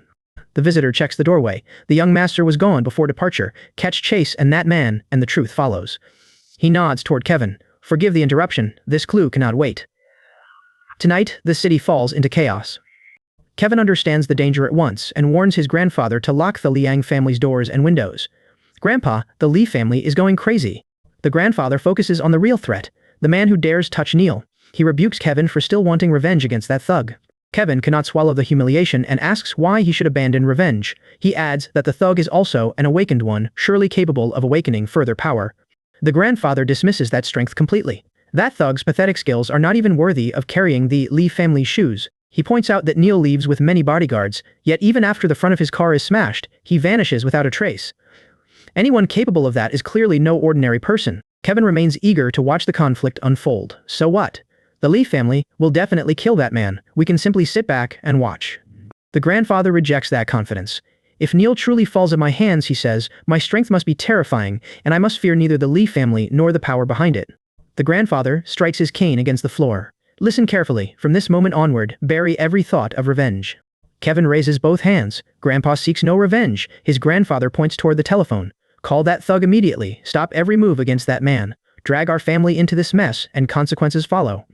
The grandfather lifts his cane. One more mistake, and his family has no grandson like you. A beating comes first. That other family has not struck iron. It has kicked a volcano ready to erupt. A new report reaches the men outside. Brother John has located Zhang family man in room 302. Outside the building, one man reaches for his weapon. Rush him now? The leader raises a hand. No. We wait. The leader reminds them that this is still a school, where excessive noise creates trouble. Every exit must be guarded, and anyone escaping must be stopped and identified. If the target refuses to come out, they will wait until morning, then create an accidental fire to force him out, even if 3,000 innocent people die. Inside the room, Zhang family man turns toward me with confusion. Brother-in-law, who exactly are you? He realizes the people outside may be hunting me. Are those people after me? Fear finally breaks through his confusion, and he begs me for help. Then he threatens to harm the enemy. At the building entrance, a disciple points upstairs. Master, this is the place. Boss Lu promises a generous reward afterward. He scoffs at Noah's concern over one ghost, then freezes as cold air rolls outside. Such overwhelming yin energy. The disciple senses more than an evil cultivator inside. Filthy things are hidden there as well, and the human Taoist priest appears to have sensed their presence. One follower proposes dealing with the Taoist priest immediately. The other refuses. No need. The master decides the useless Taoist priest can still serve a purpose. He is suitable for investigating that extraordinary person's background. Outside the building, the disciple watches the Taoist priest. He is merely mortal and unbearably righteous. Let him exhaust himself against that person, then we claim the reward. A presence stirs nearby. He draws his weapon. What kind of demon hides there? Come out and die. A voice reacts with disbelief. What kind of wild Taoist priest is this? The ghost boasts before the Taoist priest, calling his skills pathetic. Then he notices the number of brothers around him and savors the scent of the Taoist's soul. In the courtyard, another ghost lunges for a snack. The priest retreats. Stay back, my master is Grant. The moment they try to leave, I stop them. Since you are all here, why rush to leave? Their retreat collapses when they recognize a formation. No, it is a formation. Retreat. The space around them transforms, trapping the ghosts behind an impossible barrier. They first mistake it for a ghost wall, then realize it is not ghost magic. One thought creates an array that changes the world. Only immortals can perform such work. Stepping from the darkness, I face them. Gentlemen, it is late. My daughter just fell asleep, so I cannot entertain you. I offer them only a place to sit, mocking their act of playing at ghosts and spirits. What immortals? It is only an illusion. The ghosts refuse to accept the deception. I do not believe this illusion cannot be smashed. I pass judgment with one word. Die. The little ghost immediately begs, Immortal, spare me. This blind fool failed to recognize that an immortal had arrived. He continues pleading, please show mercy and spare this life. My gaze remains cold. You came here carrying murderous intent. Had I been immortal, I would probably have become your meal by now. But killing every one of you would dirty my hands, and wiping you out together would be far too boring. The countdown ends beneath my gaze. If more than 2 remain, eliminate them all. One fiend bows and turns upon the others. The immortal commands it, so do not blame my ruthlessness. His chosen victim stumbles backward. No, stay away. I have talismans, and a Taoist priest protects me. The fiend closes the distance with a cruel smile. Then I borrow your life tonight. Fear breaks the victim's voice as every possible escape disappears. The remaining victims unite around one desperate choice. Attack together, kill him, and everyone survives. Their opponent dismisses them with a single word, fools. Under the formation, one victim shoves the others forward. Only 30 seconds remain. Fight now, or we all die. The fiend charges the Taoist. Stinking priest, your worthless life is mine. The priest invokes his art. By sacred law, summon thunder and lightning. He laughs at the result. So you are merely showing off. This Taoist will take you in. Yet the survivor mocks the fallen attacker. Trash, you cannot even defeat a Taoist. Be sharper in your next life. The priest raises his defense. Brighten the shield. When the struggle ends, the last earthly demon kneels. Immortal, only one survivor remains. Please, spare this life. I grant one purpose. I told you to return alive, so you may leave. Take this warning back and keep those old fogies in the underworld awake at night. Elsewhere, the surviving fiend suddenly appears in the backseat of a car, throws down the Taoist master's pile of bones, and vanishes as abruptly as he arrived. A startled voice identifies the remains. That is the Taoist master. The man considered him too weak, so killing him was pointless. Even Grant's eldest disciple has been killed. Is Jonas truly human, or is he a ghost? The messenger adds, find someone competent next time, young master, because there will be no other chance. A newcomer notices the disturbance. What is all this noise and why is this trash here? Those are the Taoist master's remains. Jonas reduced him to bones and returned them. Laughter erupts. Good riddance. That useless Taoist charges a fortune despite being completely incompetent. A warning cuts through it. Wake up. Jonas instantly killing the Taoist proves his strength is unfathomable. We may have offended someone untouchable. Another elder snaps, shut up Noah, age has made you timid. Killing that Taoist humiliates Grant directly. No one here needs to act. That old monster will descend and tear Jonas apart. Another scheme quickly follows. Better yet, send Grant word that Jonas insulted his sect and had the Taoist reduced to ashes. Then everyone can watch exactly how that man dies. Elsewhere in the underworld, one grim truth lingers. Human life is short, but a ghost's life is long. Inside the judge's hall, an official grows impatient. That earthly fiend has been gone too long and should already be back. An intrusion draws his fury. Earthly fiend, how dare you trespass here?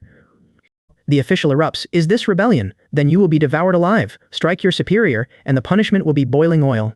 He demands, where are the other earthly fiends and why are only you dead? The answer freezes the hall. They are all dead, crushed by that person's single glance. Impossible. Those were 6 earthly fiends, not 6 powerless weaklings. Suspicion turns upon the judge. You old bastard, you already knew that person's background. The judge denies it. Nonsense, this judge knew nothing. A terrified explanation follows. One thought becomes truth, and one word becomes law. That is a genuine terrestrial deity. How can an existence at that level still remain within this Dharma-ending age? Inside the underworld hall, the survivor trembles. These eyes saw everything. He used no spiritual power. One thought burned my fellow earthly fiends to ashes. We are doomed. If Ivan learns we offended a great immortal, nobody survives. Releasing me declares war against the realm's ghostly authority. The judge snaps, do not panic. Inside, the judge hisses, never let Ivan know. Call it truth, that mortal colluded with demons and evil spirits to ambush underworld officials. To escape punishment, betray your superior. Save your life by any means necessary. Inside the hall, the judge lowers his voice. Never mention that man. This matter must reach our superiors. Even an immortal cannot violate the laws of life and death. We need a higher ghost, or god, perhaps Ivan himself. A guard suddenly cries, disaster, Ivan is awake. Inside the throne room, the ruler's fury shakes the hall. Useless fools, 6 earthly fiends attacked, 5 perished, and the only survivor still dares crawl back before this king. The survivor begs, Ivan, spare me, he is an immortal. Ivan freezes, impossible. This age has no spiritual energy. Where could an immortal come from? The servant insists, Your Excellency, every word is true. That person killed an earthly fiend without moving. One thought formed an array, and spoken words became law, the legendary celestial venerable's technique. Inside the throne room, the title chills the ruler. A heavenly venerable? If those ancient monsters return, even this king must retreat before them. In the throne room, the servant reports, he warned that the realm's ghostly authority should expect sleepless nights. The ruler snaps, silence, bury this forever. Inside the throne room, the ruler warns, if the emperor learns we provoked a living terrestrial deity, we both enter the 18th hell. Abandon the powerful local family's affair. Inside the throne room, the ruler commands, every ghost messenger must avoid that evil star. Anyone approaching him again dies by my hand. A great upheaval is coming. The heavens themselves are changing. At home, my daughter points toward the cartoon. Dad, look! That evil Buddha is helping the false monkey attack Simon. Watching the screen, I explain, silly girl, this is only a cartoon. Buddha is subduing the 6-eared macaque. The one being beaten is not the real Simon. He cries, best dad, please save him. Her request settles everything. As long as Nina wants him saved, even the heavenly king cannot kill him. Hold dad's hand tightly, we're going back to that monkey. The Monkey King confronts the 6-eared macaque and roars, Demon, how dare you stand before old son? Take this staff. His weapon crashes down with overwhelming force, but I stop it cold. The impact shakes the surrounding realm without moving me. Shock replaces his fury as he demands, who are you? How can anyone withstand old son's strongest strike? A startled cry bursts from his throat while the staff remains trapped beneath my hand. Nina makes her choice clear, that monkey is the one. I face the arrogant monk. You have written quite a story, but my daughter dislikes villains and that makes you the villain. The monk condemns me. A worthless mortal dares come here without knowing his limits. Whoever you are, remain and hear these teachings for 10,000 years. His earlier look still irritates me. Apologize to my daughter while you have the chance, or today I tear down this entire territory. The monk refuses. A mere ant demands an apology? All arhats heed this command. Stop waiting and seize this beast at once. One disciple immediately excuses himself. Expired peaches from last night have caused a terrible stomachache, so this disciple must leave first. The monk erupts. You dare act so presumptuously. Another arhat retreats with an excuse. This disciple forgot his weapon and must return home for it. Nina watches the bald men flee. Dad, look! Those bald uncles are all running away in fear. The abandoned monk curses them. Shameless opportunists, you are even more pragmatic than this old monk, a pack of useless trash. Fine, this palm Buddha kingdom will suppress you personally. He tries using his palm to command everything, but I crush his arrogance with one order: kneel down. Pinned beneath my power, the monk trembles. This is Tom's power. You are from the inner realm. His recognition comes too late. The monk stammers and I ask calmly, how does this power feel? The captive rage continues. Arrogant monkey, curb that arrogance and wait until these restraints break. Old son endured imprisonment for 500 years. The captive curses, Tom, you old bald fool, how long will you imprison me? I answer, perhaps 10,000 years, it depends on my mood.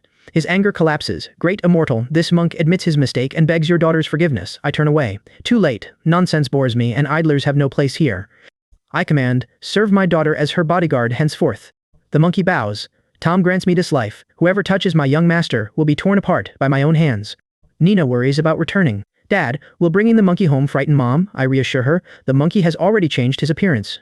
The transformed guardian presents himself. Master, is this appearance acceptable? I inspect him and nod. Let us go home for dinner. At the doorway, a frightened relative rushes toward me. You are finally back. Please, stay calm. Something terrible has happened to our family. The disaster concerns one person above all. It is Chase. Something has happened to Chase. The explanation follows. Someone just sent a video. They are stripping Chase and plan to live stream it. My voice hardens. Who is responsible? The answer comes, the Lee family. Their motive is clear. They are taking revenge on you. Please, save Chase. He only just started college. My anger settles on the culprits. The Lee family. Very good. Then Simon receives his duty. Watch your sister-in-law and Nina carefully. I leave them with one promise. I will return shortly. Anyone who touches my family will regret ever being born. At the Lee family's gathering, the attackers celebrate their coming victory. The Lee family will wipe them out. What are you waiting for, young master? Let the rest of us have a taste.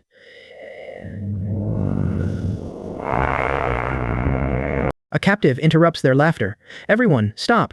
The police have already been called, and the entire internet is watching this live stream. Inside the room, the ringleader threatens Kevin. You'll be dealt with too. Close the door. A captive recoils. You are insane. The thug boasts without hesitation. In Chengdu, the Lee family is king. He repeats, the Lee family is king. Chase stares at my sudden arrival. Brother-in-law, this is like time travel. It is a miracle. Their arrogance exhausts my patience. Since you refuse to live as humans, you can spend eternity as ghosts. I shield Chase from what follows. Chase, close your eyes. Take good care of him. The surviving thug recoils. Human or ghost, stay back. This man served in the special forces and has killed people.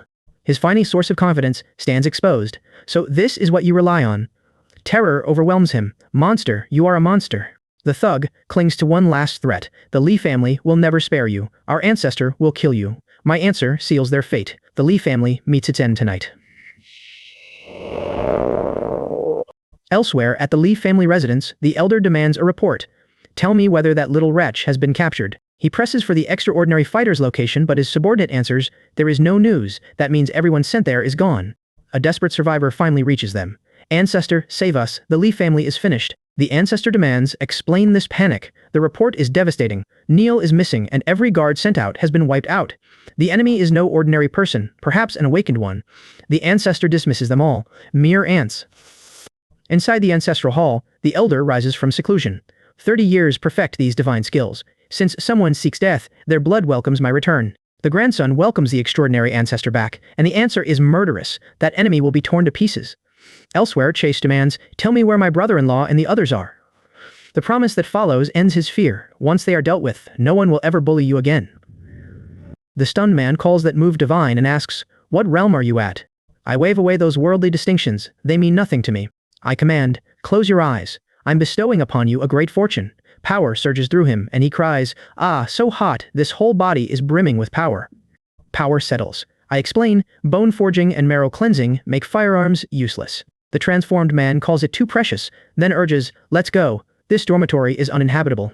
He leads me downstairs, but Ancestor Hu Jian receives terrible news. Jun's soul tablet is shattered, and every man he sent out is dead. Ancestor Hu Jian explodes. Useless trash, he couldn't even handle a few mortals.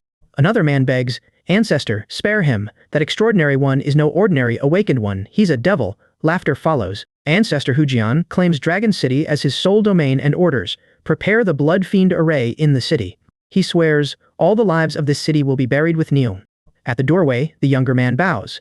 At once, grandfather, I will welcome the ancestor out of seclusion. He hurries away. The younger man falters, brother-in-law, did you kill them? I meet his stare. That is what you truly want to ask. I explain, Chase, they deserve to die. Without you, brother-in-law, we would be finished tonight. This world is far crueler than you imagine. I make the consequence clear. Without power, tonight we would be kneeling on the ground and begging for mercy. I point toward the next danger. I'm eliminating potential threats in advance. Which direction? The Li family. Someone recognizes the attack and murmurs, it seems the Holy Lord finally couldn't hold back any longer. The man dismisses the deaths as mere cleanup. Those people truly aren't in this world anymore, it's just cleaning up trash. Chase protests, they were living, breathing people, not trash. I answer, before absolute power, all living beings are ants.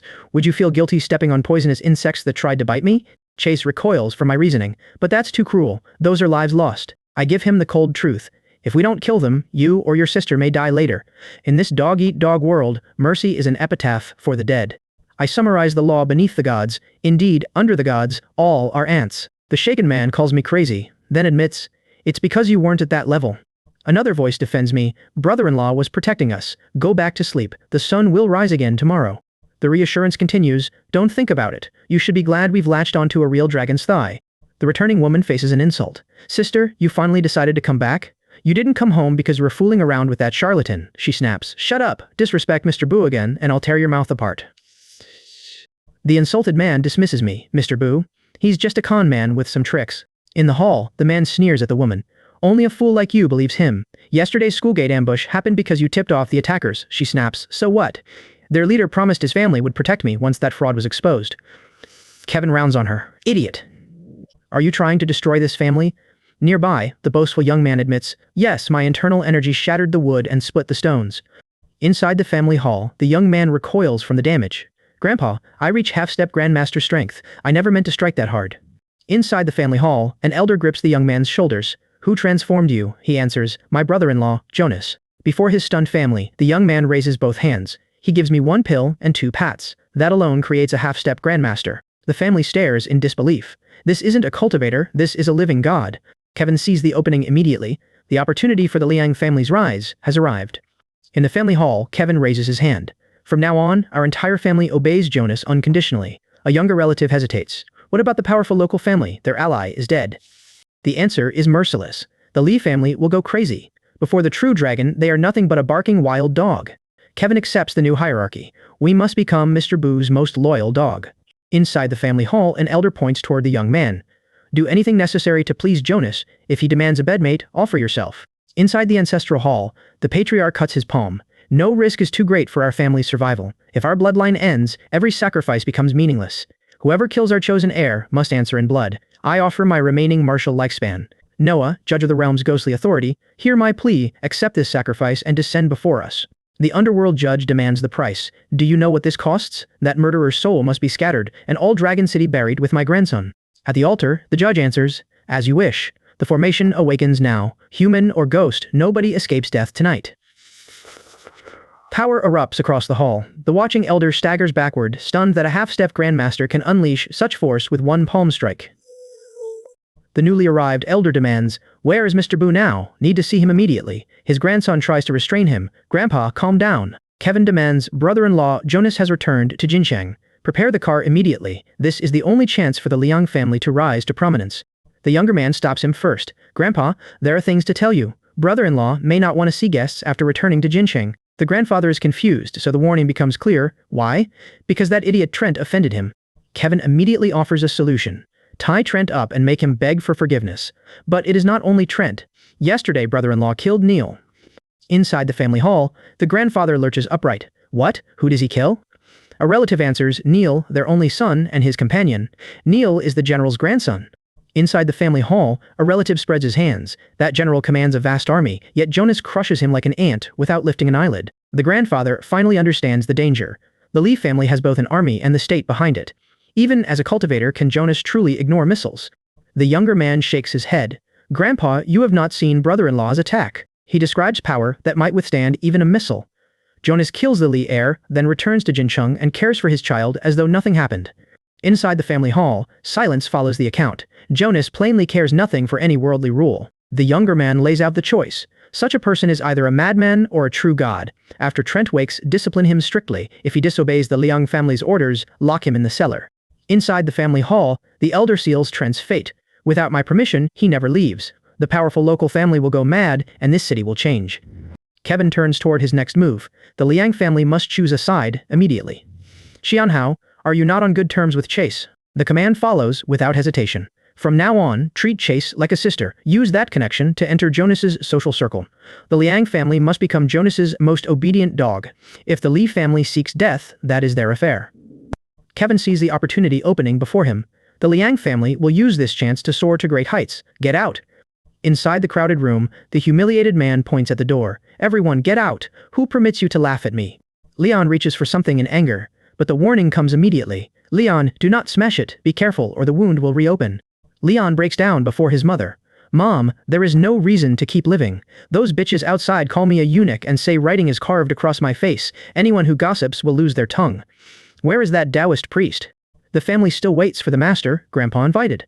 Why is Jonas still alive? Why is he enjoying a carefree life outside? The answer destroys their last hope. That useless Taoist priest is dead. The news echoes through the room. Dead, ha ha ha, dead. He even killed the master. The family is finished.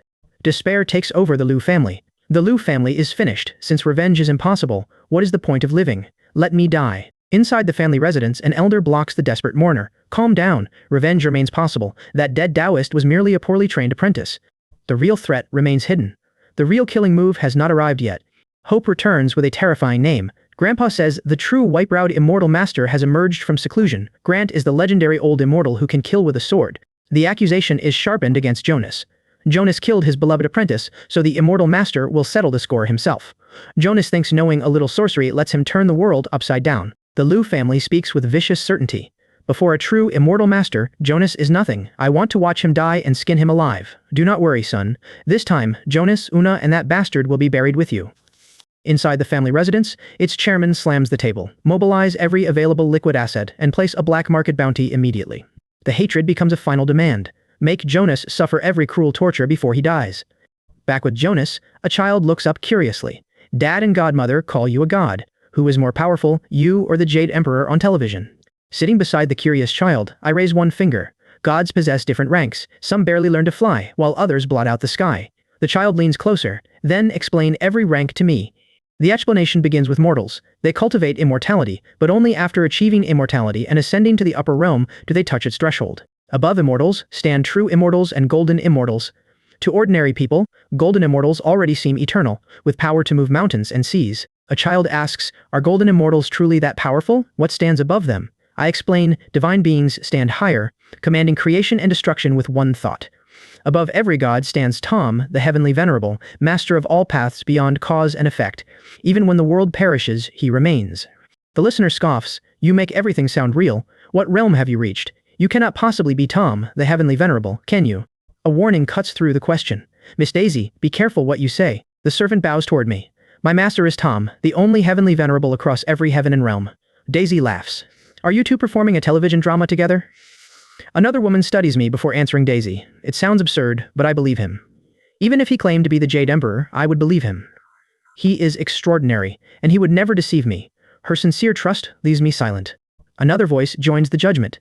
Dad is the most powerful too. Okay, the story is over. The night settles around Nina. Nina, finish your milk, it is time to sleep. Beside my daughter's bed, I hear a warning from the hall. Tucking her blanket tighter, I say, then I send them on their way. The visitor mutters, Noah only returns tomorrow. I'm scared. That fear deepens when she learns she'll die a horrible death. The girl returns and her mother cries, Junjun, why are you back now? The master rushes in, but another voice stops him. Madam, master, stop hitting her. You sent me. He tries to silence the protest, insisting, I wanted to give Junjun a surprise. The man turns on the woman. You took advantage of me while I was drunk, you shameless slut, she begs. Listen to my explanation. Yet he keeps branding her a shameless woman. He claims, I was just about to kick her out. The woman cuts him off. All right, stop acting. Do you think I don't know your tricks? The son joins the attack. Dad, you're not picky at all. This kind of trash doesn't deserve to enter the Liu family. His father agrees, calling her filthy and an eyesore. She immediately begs, Madam, spare me, I was wrong. I'll never dare to do it again. Inside the locked studio, the mother shields her daughter. Please, let my daughter go. Spare me too. A man adjusts imported photography equipment. She recoils from his approach.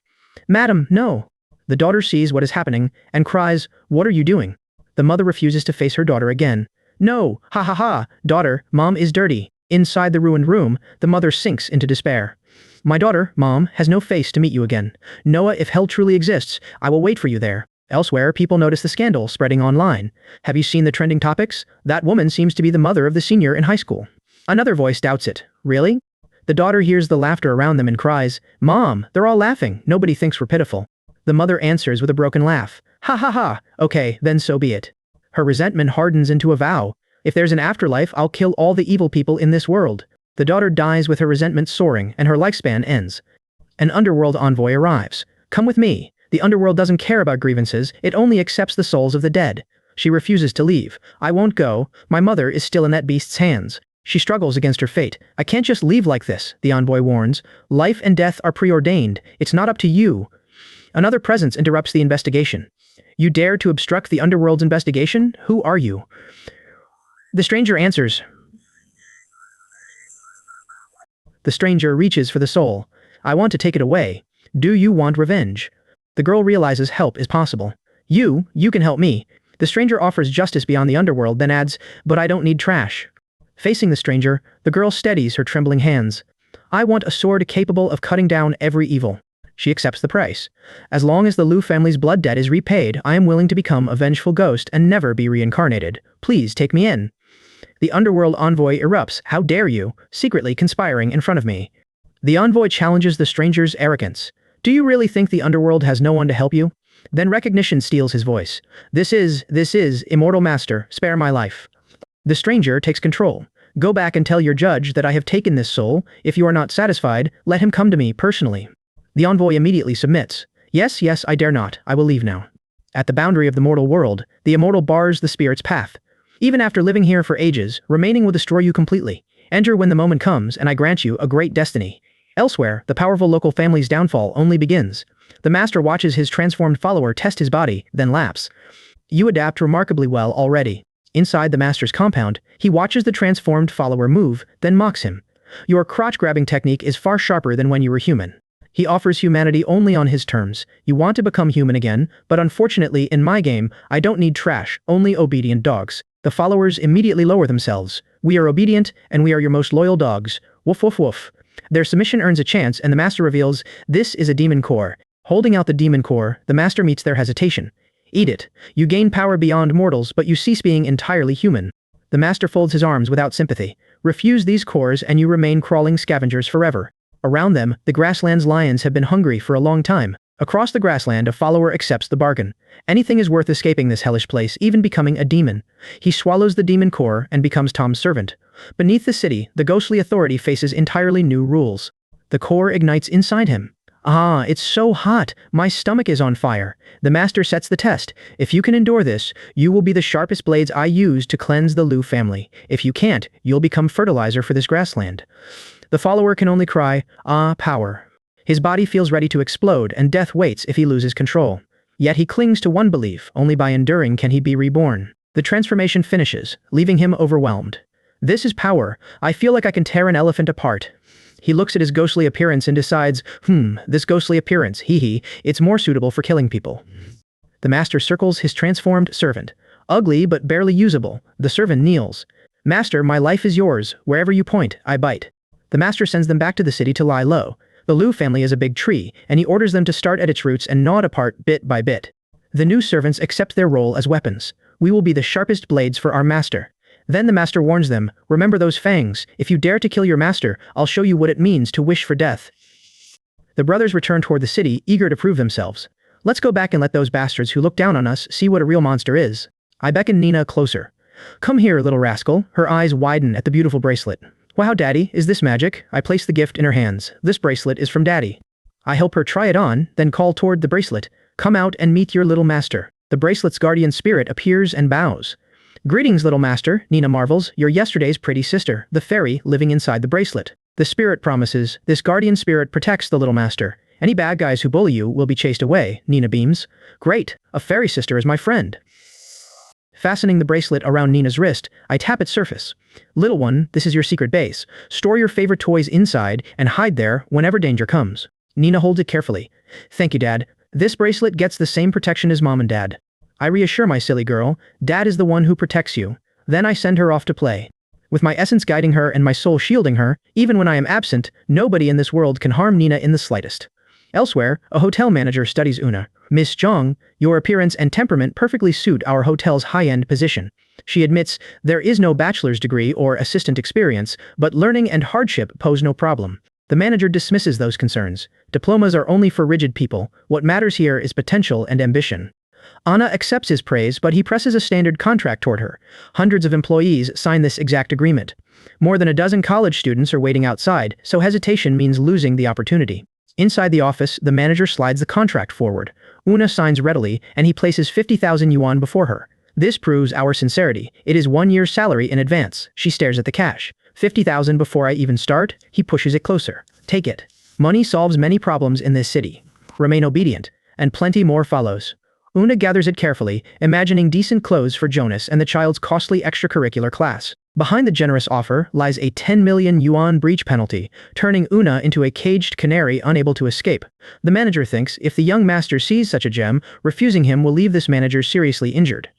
The manager seals the arrangement. Assistant Zhang, welcome to the Shengyuan family. Elsewhere, Rex celebrates amid two beauties and a table covered in money. Tonight calls for happiness. Serve this young master properly, and both the beauties and all this money become yours. Intruders suddenly enter his territory. He snaps, who dares trespass here? Someone must be tired of living. Then, recognition strikes. Oh, who do we have here? Rex sneers at the newcomers. Aren't these Leon's watchdogs? He mocks their expulsion. Did your master throw you out, leaving you to beg for survival? The men laugh. Young Master Rex has sharp eyes, but our appetites are enormous now. Rex scoffs. Crippled Leon can barely protect himself. What waves can trash like you possibly create? Kneel and kowtow, and perhaps a few bones will be your reward. The men reject his bones. Young Master Rex's own hand will help us stage a magnificent show. Our master intends to destroy the powerful local family. They invoke his hatred. Leon brutalized your sister back then, and that hatred still burns, right? Together we ruin his entire family and wipe them out. Their scheme requires one thing. Your camera and live streaming skills make this possible.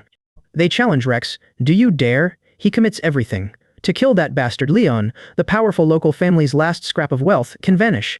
The men burst into laughter. A wise man truly knows when to yield. They define their new roles. From today onward, you are our master's mouthpiece, while we become his fangs. Their threat rings out. Leon, wash your neck and wait.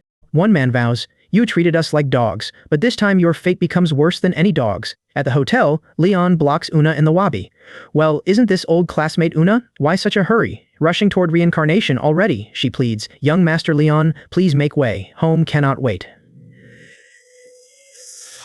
What home can that good-for-nothing possibly give you? Leon already knows where she has been. Word says you just left the hotel manager's office. He studies her decision.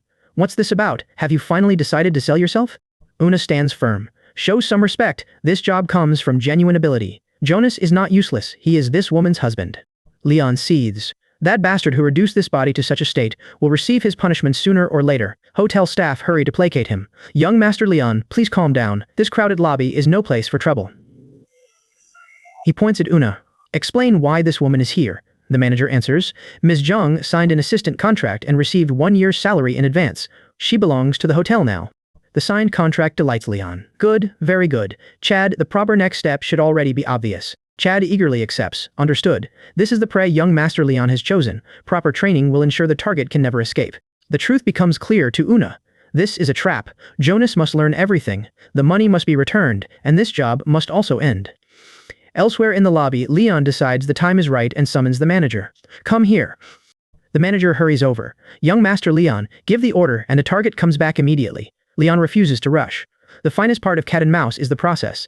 Once Grant arrives, that good-for-nothing watches his woman suffer little by little. He ruined this body, so his heart will be destroyed. Leon's revenge grows darker. He will watch his precious wife kneel at these feet and beg for mercy. In Jin City, the powerful local family is the sky. His meager cultivation is merely a mantis standing before a chariot when facing a true immortal. At the guarded entrance, a guard blocks the intruders. Who dares trespass on the young master's property?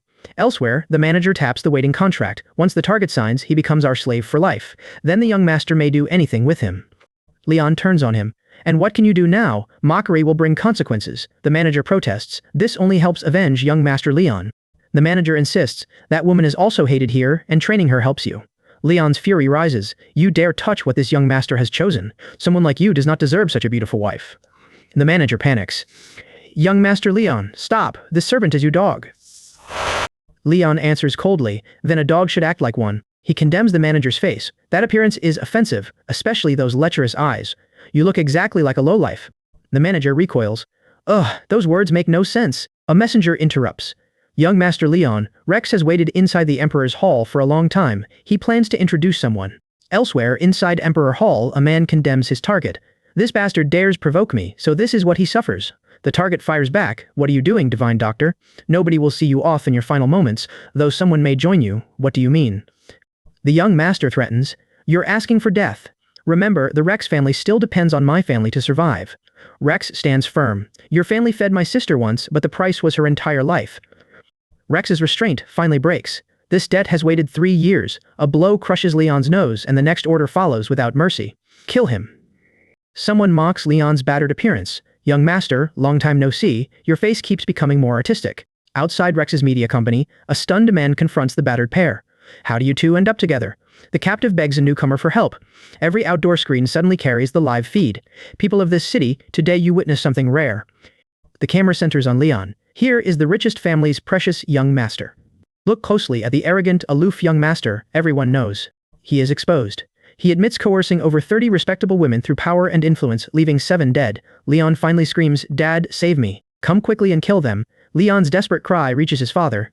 The broadcast invites his other victims forward. Who else has the powerful family bullied? Today, every score gets settled. One victim erupts. Leon, you destroyed my family and forced me to become your dog. The crowd repeatedly shouts, beat him, Noah. Leon remains displayed before the city. See your precious son. This is the retribution your entire family deserves. Leon's father roars through the connection. Rex, touch one hair on my son's head and you'll be torn to pieces. Everyone, kill them without mercy. The response is almost courteous. Good day. Let the sky above Jincheng completely change color. Kill them all. Get out of my way. A monster. He's a monster. Panic overturns their contempt, but their leader curses the defeated men.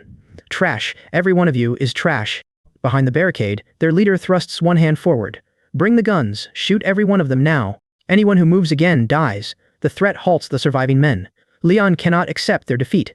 No way. How can Dad's men possibly lose? Young master, your father's reinforcements don't seem to be working. Rex's taunt lands cleanly. Begging replaces Leon's arrogance. Let me go. You can have anything, Rex strikes back. When you ruined my sister, why show her no mercy? Leon crumbles. Stop hitting me. This was wrong. Under the blows, Leon pleads. Now the wrong is clear. Rex names his price. Before all Jincheng, expose every dirty trick your family has used over the years. That cannot be said. Dad will beat me to death. Rex leaves him no refuge. Then staying silent means being beaten to death right now. Isn't that Leon? The broadcast calls across the city. People of Jincheng, open your eyes and see exactly who stands before you. Give me water. Let me out. Laughter answers Leon's pleas until he finally breaks down. Mom, save me. Rex scoffs. So the young master wants some water. Fine, young master. Everyone would love to beat you properly. Saltwater pours over Leon. This is saltwater. Look at him now. The onlookers jeer. This is retribution. This is what beating a drowning dog means.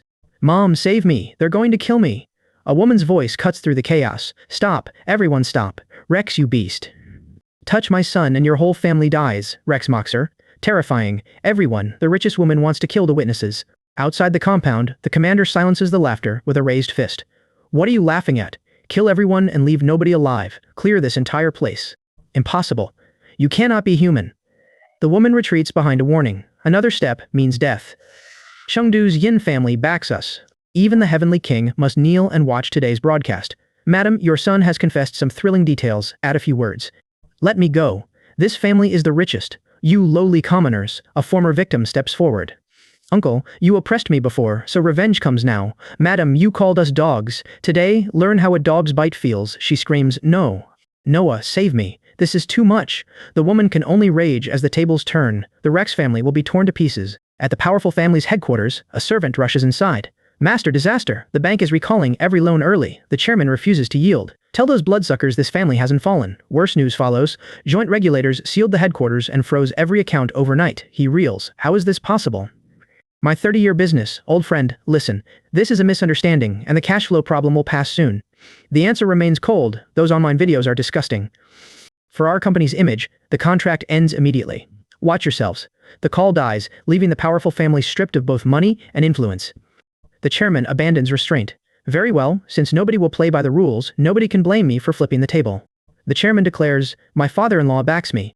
Elsewhere, a caller reports, the two are nearly dead. The answer comes without mercy. Jonas dies. All of them join him. They killed my disciple. Jincheng should see blood. A deferential voice follows. Immortal Master, please have some tea. At that same moment, a petitioner fumes. Jonas has gone too far. Immortal Master, grant justice. He is no ordinary man, he knows sorcery. The immortal scoffs. Sorcery that reduces my disciple to bones takes real skill. Another man dismisses the defeat.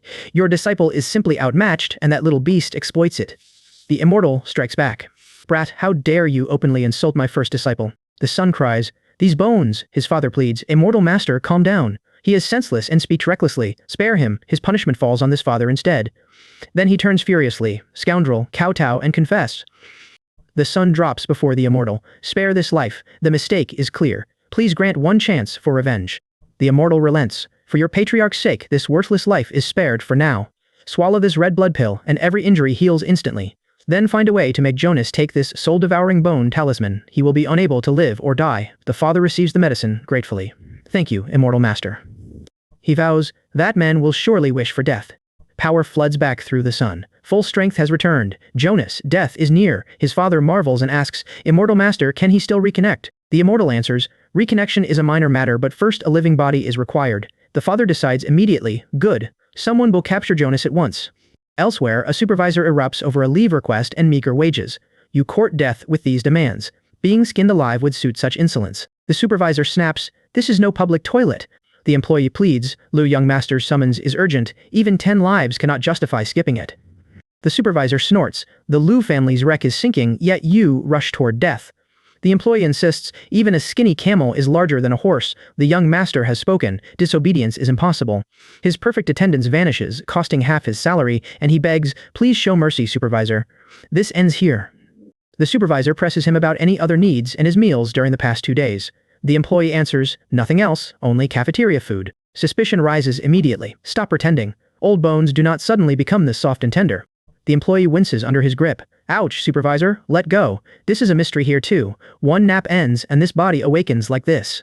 Inside the office, the supervisor studies the younger face closely. Rejuvenation? No ordinary method can produce this change. The employee explains, an injury strikes several days ago. After waking, the wound is completely healed and this body becomes younger. The supervisor demands, who heals you? The employee admits, that useless son-in-law. Astonishment overwhelms the supervisor. Extraordinary, truly extraordinary. He probes deeper. Besides that, what else does he do? The employee reveals he owns a golden ring capable of making anything disappear. The Lu Young Master has identified it as a storage ring, a celestial treasure. The supervisor's excitement grows. A spatial artifact actually appears in this abandoned place. The employee notices his stare. Supervisor, what is wrong with your eyes? The supervisor dismisses him. Once alone, he exults, after years of lying low, the scent of spiritual power finally reaches me. His thoughts sharpen around Jonas.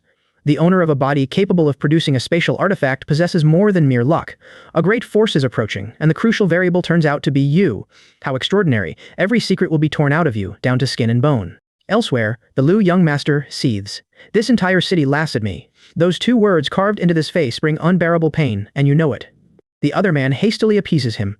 Understood, young master. There is a way to compensate you for everything. The young master approves. Since you understand so well, a reward is coming. He names the prize. Once this is finished, the western suburbs villa belongs to you. The man beams at the offer.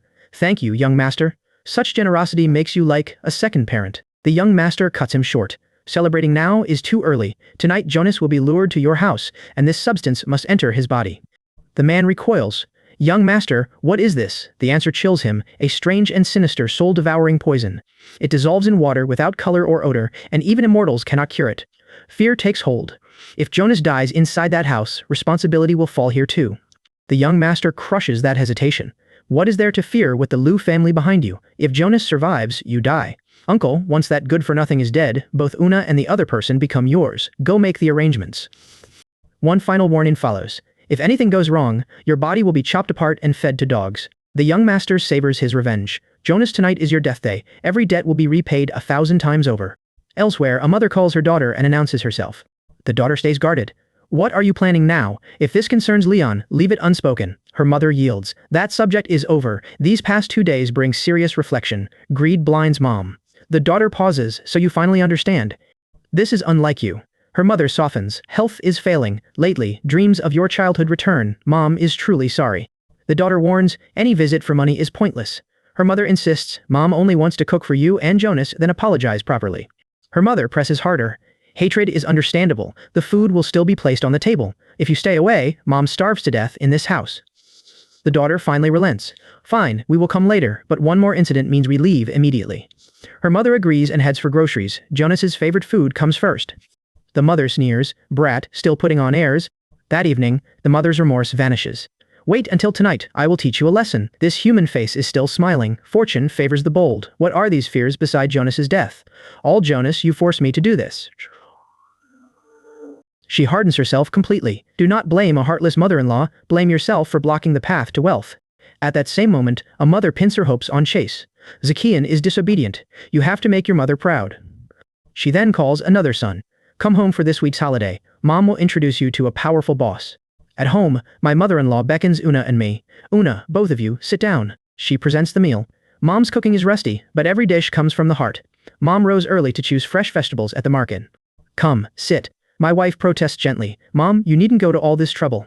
My mother-in-law places food before me and lays out her only wish. As long as you do well in the future, our family can live a simple, peaceful life. Come, try this. You're the pillar of this family, so you need nourishment. My wife pulls out a chair. Mom, sit down and eat with us. She remains standing. Mom isn't hungry. Watching you eat is enough. Greed blinded Mom before, and Mom committed far too many terrible deeds. Her confession becomes direct. Una, Jonas, Mom knows you both harbor deep resentment toward her. She sets a glass of juice before me. Today's meal is Mom's apology. Jonas, if you're willing to forgive Mom, drink this. Refuse, and it proves you still hate Mom. Mom will kneel and kowtow now. My wife intervenes. What are you doing? I answer. How could I hate you? My wife presses the glass toward me. Husband, drink quickly, don't make things difficult for Mom. Under her urging, I accepted. Since this comes from Mom's good intentions, of course, I can't refuse. She urges, drink it, quickly. Her true thought follows, once he drinks, he's dead. The mansion and wealth are Mom's. After drinking, I assess it calmly. This wine is worth drinking. It tastes good, slightly fishy, yet very nourishing. My mother-in-law laughs. Delicious? Then savor it. She adds, after all, this may be the last taste of your life. My wife catches the phrase at once. Mom, how can you say that? What does last taste mean? Una, don't blame Mom for ruthlessness. Everyone looks after themselves. What is the point of following this worthless man? He couldn't earn in 10 lifetimes what the powerful young master offers you. My wife realizes the betrayal. You lied to me again. What did you put in this food? Her mother laughs. What? The treasure that sends him on his way. Her mother reveals, the powerful young master obtained that magic medicine from a master. Even a god cannot save him. My wife grabs me. Husband, spit it out. My wife cries, get him to the hospital now. Mom, how could you do this? He's your son-in-law.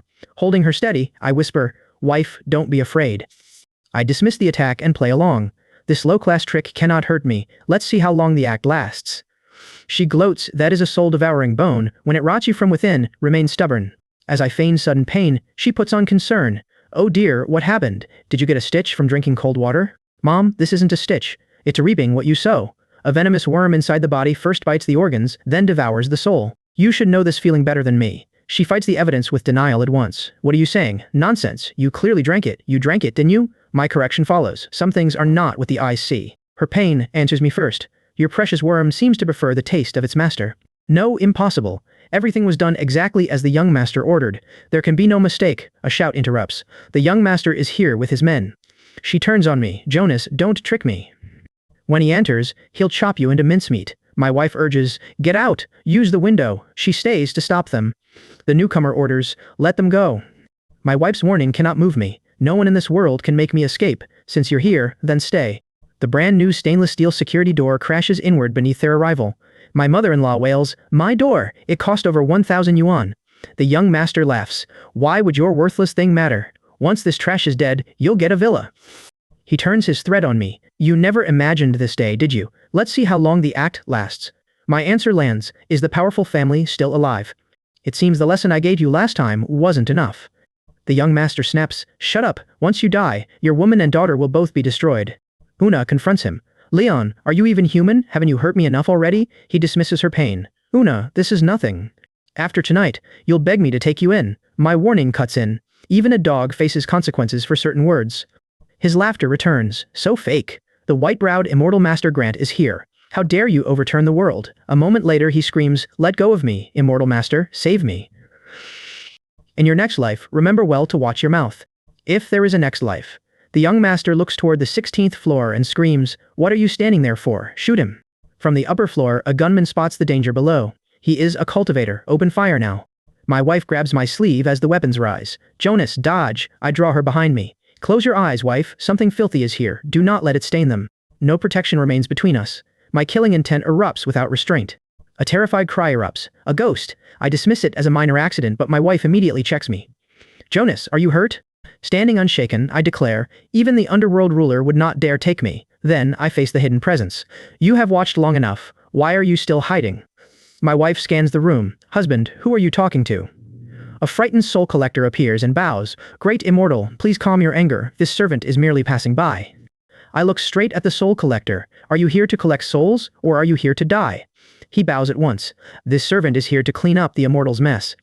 The soul collector flatters me. Such worthless souls are unworthy of dirtying the immortal's hands. The underworld's dogs certainly have sharp noses. Since you are here, carry a message back for me.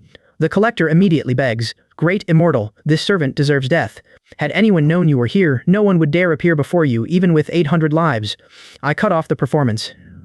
"Enough. Since you have come." The dead man's soul awakens in confusion. "Am I dead? Where is this place?" Then he sees me and bursts into laughter. "Jonas." He remains defiant. "So what if you kill me? You will not survive either." The soul collector strikes him down for the insult. "How dare you speak to a great immortal that way?"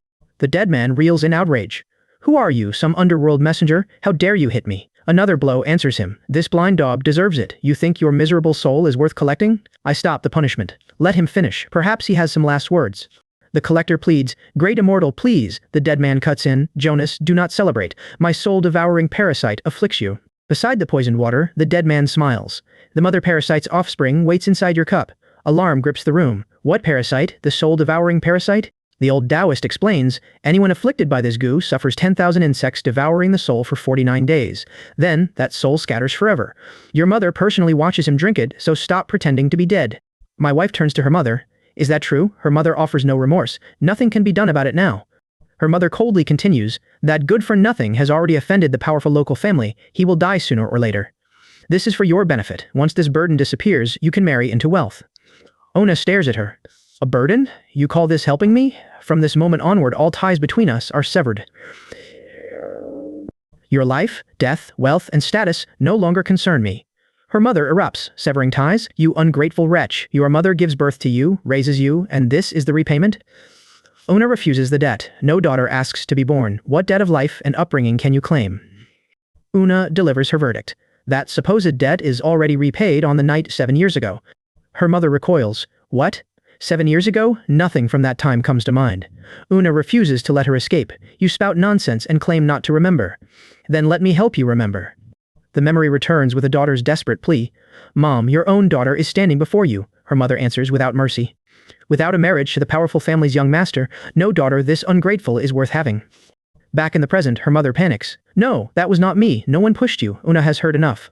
Let's go. Not another minute in this place." As we leave, I consider the old Taoist's scheme. That old priest claims a goo poison afflicts me. Unfortunately for him, the poison capable of harming me has not even been born. Elsewhere, the old Taoist rejects that possibility. Impossible! The mother goo clearly reacts, which means the goo worm enters its victim. Yet the answer is simple. The old Taoist freezes at the implication. "What do you mean? That cup of water seals your fate the instant you reveal murderous intent." I turn to the underworld collectors, clean up this trash and carry the body back to the powerful local family. They accept eagerly. Yes, great immortal, rest assured, everything will be gone immediately. I leave the old Taoist one final revelation. It seems your goo worm finds itself a new master. The collector orders, move. Ivan is waiting. Elsewhere, the goo's new host suddenly doubles over in agony. It hurts. My stomach hurts so much. Help! Someone help me! The cries continue as the soul-devouring poison begins its work. At that same moment, an anxious man questions his father. Dad, is Grant truly reliable? He has been gone so long, yet there is still no news. The grieving father cries for his lost son. Only a fewer. Grief turns into fury. No matter what happens, that fellow must die. His body will be torn into pieces. Their furious wait ends when I confront them with a question. Is this the piece of trash you are waiting for? Inside the family hall, everyone recoils from Grant's fallen body. Immortal Master Grant, how can this possibly happen? Inside the hall, a witness stares at me. He shrinks the earth and creates matter from nothing. A stunned voice demands, are you a grandmaster? I dismiss the comparison. A grandmaster like that ant is not worthy of being compared with me. The enraged son points me out to his father. Dad, it is him. He is the one who kills your son. Inside the family hall, the furious son points at me. Attack now. Where are our experts? His father slaps him. The son staggers. Dad, why hit me? Kill him. The father silences his reckless son. Shut up. Do you intend to drag this entire family down with you? The father understands the terror of the martial world. A young man capable of instantly killing Grant is no ordinary person, and no force here can stop me. I acknowledge his judgment. It seems at least one person understands. My attention settles on Noah. Noah, you just threatened to tear me into pieces. Do not lose that confidence now. Noah hides behind his connections. My father-in-law leads the Yin family in the city. Once your secret is exposed, the entire world will hunt you down. He keeps threatening me. You cannot possibly kill everyone. The powerful local family's wealth is enough to purchase 100 lives, like yours. His confidence finally collapses as I approach. You, stay away from me. I leave his fate to the family he nearly destroys. Since you insist on dying, there is no need to dirty my hands. The terrified son can only call out, Dad. Chad receives a report. This reckless, arrogant fool offended the emperor, so the house has already been cleaned. Please show mercy. The family acted in ignorance. The judgment comes without hesitation. You're ruthless and decisive, far better than this piece of trash. Come out, disciple, the rest is your own karma. The condemned woman breaks down. You're driving me to my death. Wait, death is only a matter of losing your head. You are my disciple, destined to battle beside me across the heavens, but a ghostly body cannot walk the highest realms. I bestow a new destiny upon him. Primordial chaos shall become your bones, and creation itself shall become your flesh. The transformation tears through the disciple, and a long scream erupts. Ah! Creation from emptiness, turning a ghost into an immortal. This is divine power. A stunned witness demands, who is he? The disciple beholds his restored body. This disciple finally has a body and can feel Master's warmth. Your disciple greets Master. I answer, rise. Now that you've entered the immortal path, worldly grudges are fleeting clouds. She corrupted your Tao heart despite your willingness to die for her. Send her on her way. The final command leaves no room for hesitation. Make it clean. With the judgment settled, another matter remains. No one needs to teach you how to handle the powerful local family's assets, correct? The old man bows. This old man understands. Before the survivors, the family elder bows deeply. Every asset belonging to the powerful local family transfers freely to the Zhang family's young woman. From today, this family serves Jonas. Anyone disrespecting him loses their entire family. He turns toward the defeated guests and points outside. Remember that no medicine in this world cures regret. Someone watches me closely, shaken by the resemblance. Those methods, that look, and even his profile just now, they're far too similar. Recognition turns into horror. He's the former family head's son, but wasn't that entire family exterminated? Weren't even the roots supposed to be severed? Elsewhere, at a hotel, a manager notices a woman's pale face. You didn't sleep well last night. You look unwell. She remains courteous. Thank you for your concern, sir, but some family matters need attention. With those family matters waiting, she prepares to leave. If there's no business, I'll go now. The manager stops her. Don't be so formal. With the powerful local family gone, this hotel is my domain. He presses his advantage. You're new here. Whatever trouble arises at work or in life, just tell me. She firmly refuses. Sir, this woman already has a husband, don't bother. After she leaves, his courtesy vanishes. Why act so high and mighty? Your protector is dead, and that crippled husband can't protect you. Sooner or later, you'll submit and taste my power. His smug laughter abruptly becomes a scream. Ah, it hurts so much. Elsewhere, a furious mother writhes in pain. Damn Jonas, damn the Zhang family, Una too. They're all poisonous and they're all trying to kill their own mother. Her rage turns toward another child.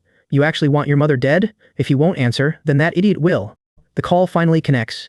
A frightened voice cries, "Mom, don't scare me. What happened? Your daughter is coming home now." The mother pleads, "Chase, Mom is dying and only wants to see you once more." Chase panics. Mom says she's dying. A companion immediately takes charge. "Don't panic. The car is at the school gate, faster than any taxi. Your sister isn't answering either, so something terrible may have happened at home. Let's go now." The companion struggles to understand. Auntie was perfectly healthy. How can this happen so suddenly? Chase trembles. There's no answer. She sounded like she was making her final arrangements. Back at the house, the mother greets Chase dramatically. "My daughter, you're finally back." Chase rushes to her side. "Mom, what happened? Did someone bully my sister? Why did she say she was cutting ties with you?" The mother answers bitterly. "Your sister is heartless." She pours out her accusation. "She abandoned her own mother for that good-for-nothing Jonas. Leon forced me to poison the water and planned to seize you as collateral. Mom only agreed to protect you, yet your sister hates me." The companion spots the contradiction. "Your brother-in-law poisoned you while Leon wanted to capture Chase. Auntie, if all this protected her, then who kicked down that door?" The mother immediately names her target. "Leon did it. Yes, that beast." She clutches Chase and keeps pleading. "He injured me too. Chase, only you can save Mom now. Your sister abandoned me, but you cannot do the same." Chase tries to act. "Mom, don't worry. The hospital comes first." Elsewhere, another urgent message arrives. "Don't rush. Kevin has found her." A companion orders everyone into the car while explaining. Her mother sounded like she was giving away her final possessions over the phone. Fear rises inside the car. This is terrifying. The driver stays focused. "Don't panic. The journey to the city normally takes 5 hours, but we'll make it in 3.5. She still isn't answering. Chase remembers the earlier trouble. Mom is behaving like that again. Those two are the only relatives left. Despair follows immediately. If anything happens to them, there'll be no reason to live. The companion remains doubtful. Auntie is normally healthy. She cannot suddenly become critically ill. Suspicion grows. Maybe this is a misunderstanding. Auntie has faked illness before, but that level 1 alert is far too strange. Another motive outweighs the danger. Trap or not, seeing Jonas makes this risk worthwhile. This is real life, Chase. You probably don't understand how powerful your brother-in-law truly is. Chase leans on the companion beside her. Thank you. Without you here, there'd be no knowing what to do. The driver makes the decision. Hold on tight. We're speeding up. Elsewhere, an enraged elder arrives and bellows toward the residents. You there, get out here. A family member rushes forward in relief. Dad, you finally emerged from seclusion. Leon lowers his head beneath my fury. You good for nothing. I've only been in seclusion for a few years and you've ruined the family like this. He immediately pleads his case. Dad, I know I was wrong, but this time, someone is really targeting our Lee family. I look around sharply. Where is Neil? Inside the family residence, the elder grips the table.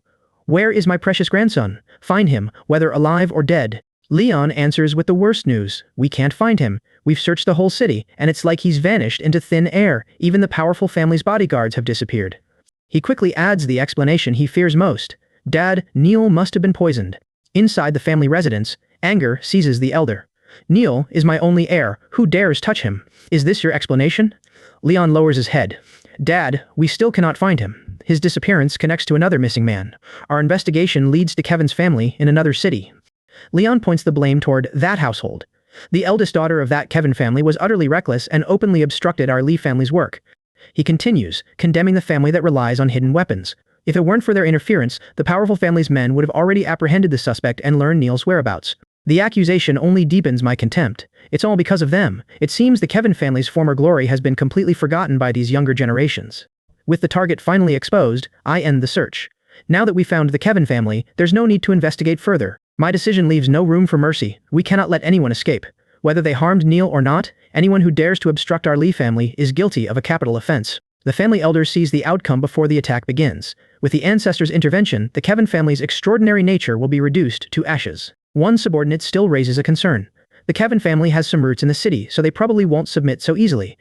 I rise before the assembled guards. Roots mean nothing before absolute power. Wealth, influence, and connections are worthless. My hand falls toward the city map. I want their leader dead.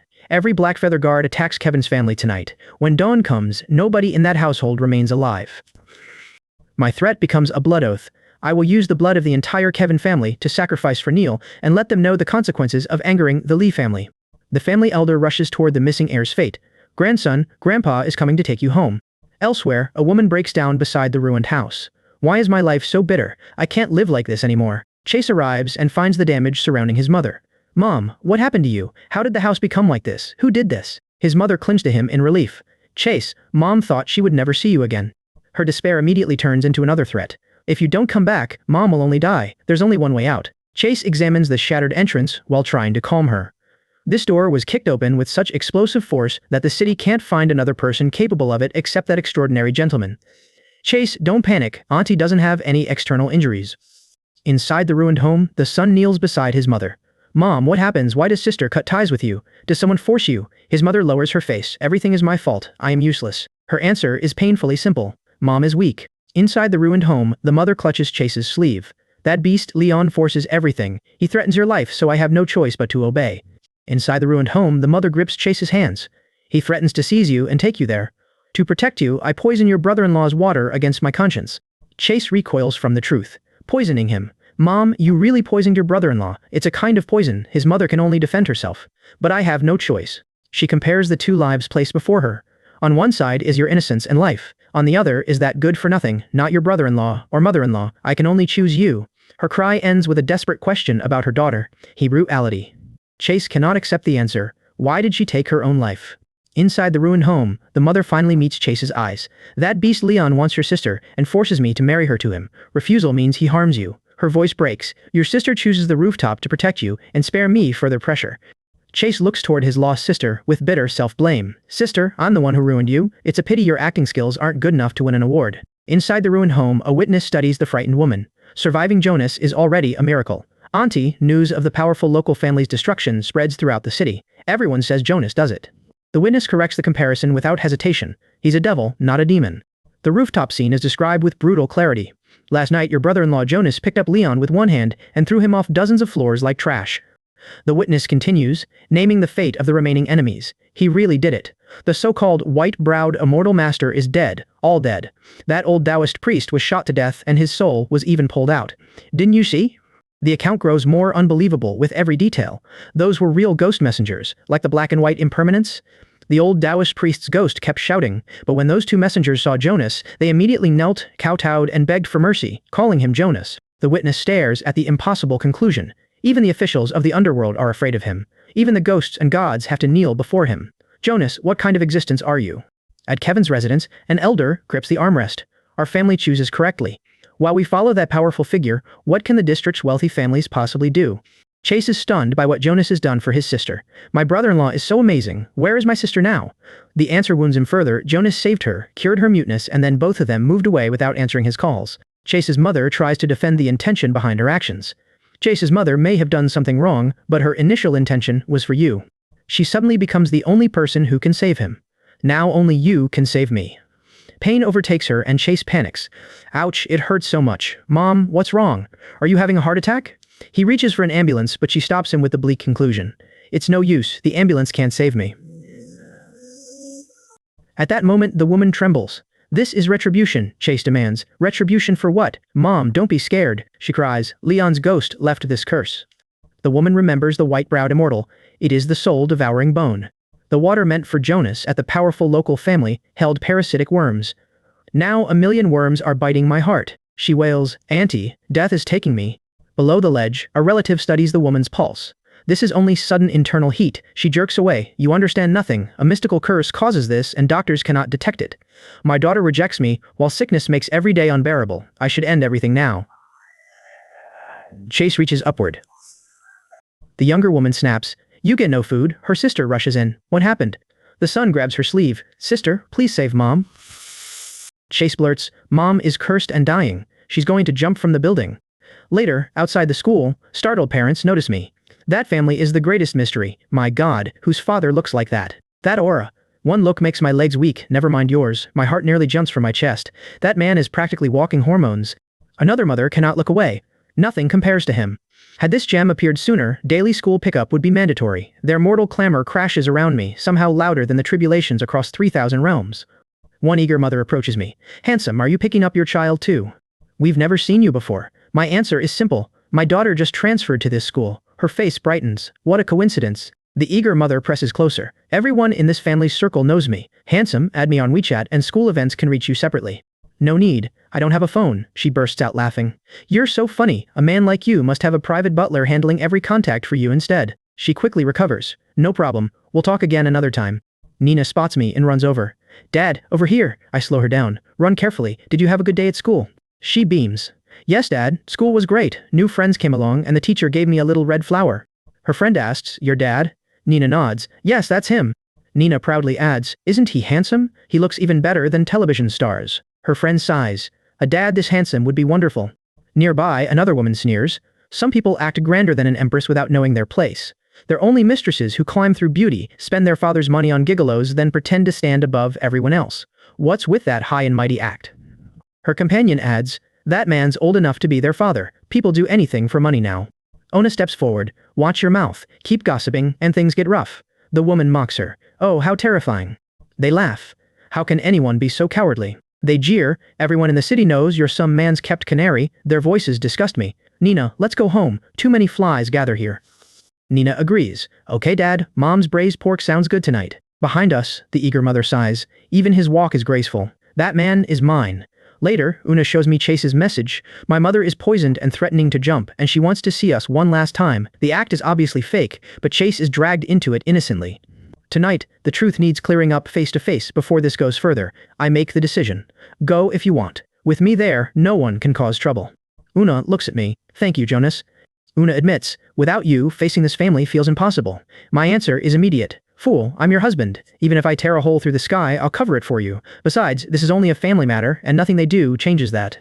Elsewhere, hidden observers confirm us. The man is Jonas. Beside him stands the woman called Una. Target confirmed. Another report follows. His location is locked in the old neighborhood. A subordinate considers the targets. Which one comes first? The leader decides. The patriarch ordered that nobody be spared. Chase is only bait. He continues, Jonas is supposedly strange, and even the powerful local family falls before him. But against our clan's elite guards, dragons must coil and tigers must lie low. Send the second group to subdue Chase first. This group stays with me and watches Jonas. We move after dark. Tonight, their blood appeases the souls of the powerful local family. The coming night becomes their chosen killing ground. That evening, Royal Garden rises before us, the city's most exclusive and expensive residential district. A nervous woman studies the estate. Your brother-in-law clearly hides his true colors. Money is wonderful, but this is frightening. Sister, you've never been so determined. He may refuse to acknowledge me. Her sister remains firm. There's nothing to fear. You're apologizing, not collecting a debt. Besides, standing beside you, how could your mother possibly eat you alive?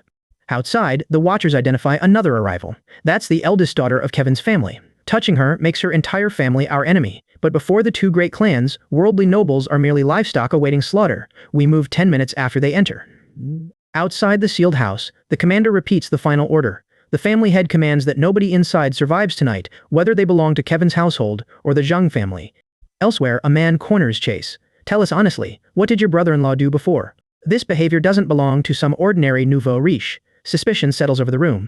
Chase admits, the truth is unclear. Mother only calls my brother-in-law a stray dog kicked out by his family. He recalls one childhood clue. My sister once mentioned that he comes from a wealthy family in the city. Later, his father marries a young stepmother. That woman drives him out to seize the family property. He has nothing then. Only my sister remains beside him. The story darkens. Inside the house, a listener clenches his fists. What a vicious woman. His wealthy family still lets his stepmother steal the inheritance. Recognition flashes across his face. Qingtian Group controls drones and artificial intelligence systems across the southwest. That explains why Jonas treats money like dirt. He is the original first heir to that entire empire. The room falls silent as his discarded fortune becomes clear. Those idiots drive a real dragon from their home. Knowing Jonas's extraordinary power now would leave them regretting it forever. He notices a strange expression nearby. What's wrong with you? Kevin steadies himself. Nothing. Your brother-in-law simply has the perfect male lead background from a novel. Kevin is following this powerful man from now on. He isn't some abandoned son. He's clearly a hidden dragon waiting in the abyss. His loyalty is decided. When I arrive, Chase points toward an open seat. Brother-in-law, you're here. Please sit there. I gesture toward the bar. There's tea over there. What brings Miss Liang here? Kevin quickly corrects me. Brother-in-law, just call me Kevin. This visit is to accompany everyone and, along the way, pay proper respects to you. The praise keeps coming. Yes, exactly. Your bearing at the kindergarten is absolutely incredible. Kevin boasts. There aren't many other strengths here, only excellent judgment and plenty of money. I cut off the flattery. Stop being cheeky. Sit down. Elsewhere, the family confrontation begins. Sister, this apology is on mother's behalf, not mine.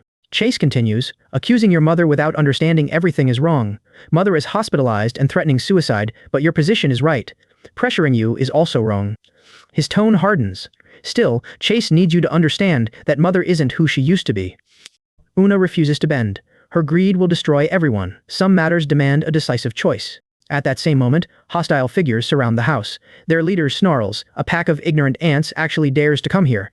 The threat closes in. Outside the house, the commander checks his receiver. The signal is active. Cut everything. Group A breaches the door. Group B seals every window. The commander adds, kill the man and woman.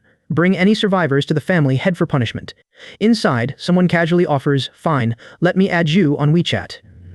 The phone fails. What's happening? Is the signal at Longcheng Royal Garden really this terrible? The dead phone confirms my suspicion. This is not poor reception, we have guests. Someone glances toward the dark windows. Who visits this late? I look toward the entrance. A pack of lonely ghosts rushing to be reincarnated. A deafening bang answers me as the sturdy security door violently blasts inward. Elsewhere, Chase faces his sister again. Sister, the spectacle is finished. Let's discuss the real matter. His voice falters. Mother remains in hospital. She truly knows she's wrong this time. The doctor diagnoses severe depressive tendencies, and she remains suicidal. The plea grows heavier. Come see her, even for one glance. Una remains unmoved. Depression and suicidal thoughts are merely performances for the living. Chase recoils from her answer. Sister, how can you be so cold-blooded? She's the mother who gives us life and raises us. Our own mother. Una fires back. Would a real mother sell her mute daughter to an abusive husband? Would she conspire with outsiders to poison her son-in-law? Yesterday, she even plans to sell the child to an old bachelor as his child bride. Every accusation lands. Una forces Chase to face it. If you were my daughter, would you forgive such a twisted woman? Chase still pleads, but she's pitiful now. What's done is done. Can't everyone move forward? She's already old. Una's answer is final. My life is already repaid. The old Una dies the moment she jumps from that building. Now, this life exists free from worry and hatred. Whether that woman lives or dies is none of my concern. Chase stares at her. Una, you've changed. Una's eyes flash with anger. You have become someone I barely recognize. Do you think you are powerful now? Having a father does not let you abandon poor relatives. You are ungrateful. Chase delivers his decision. Think carefully. Since you're this heartless, you're no longer my sister. You may abandon mother, but she still has me. From now on, there is no sister like you. May your family of 3 live peacefully. After Chase leaves, I stay beside Una. You did nothing wrong. The fault belongs to this twisted world and its greedy people. Her grief finally surfaces. My heart hurts so much. Since this bond of kinship is severed, the remaining karma must now be settled. I hold her through the pain. Cry. Let everything out. Whatever happens, even if the sky falls, your husband will hold it up. Elsewhere, the unfinished confrontation turns back toward its purpose. Sister, now that the drama is over, let's get down to business. Inside the house, her sister blocks the doorway. Mom remains hospitalized. This time, she truly knows she is wrong. Inside the house, her sister grips the medical report. The doctor finds severe depression, and Mom keeps acting out. She begs us to kill her or bring her here for one glimpse. Her suicide attempt is still a performance. Her sister turns furious. How can you be so cold-blooded? She's our mother, the woman who gives us life and raises us. The other daughter faces her. Would a mother force her mute daughter to marry a domestic abuser for money?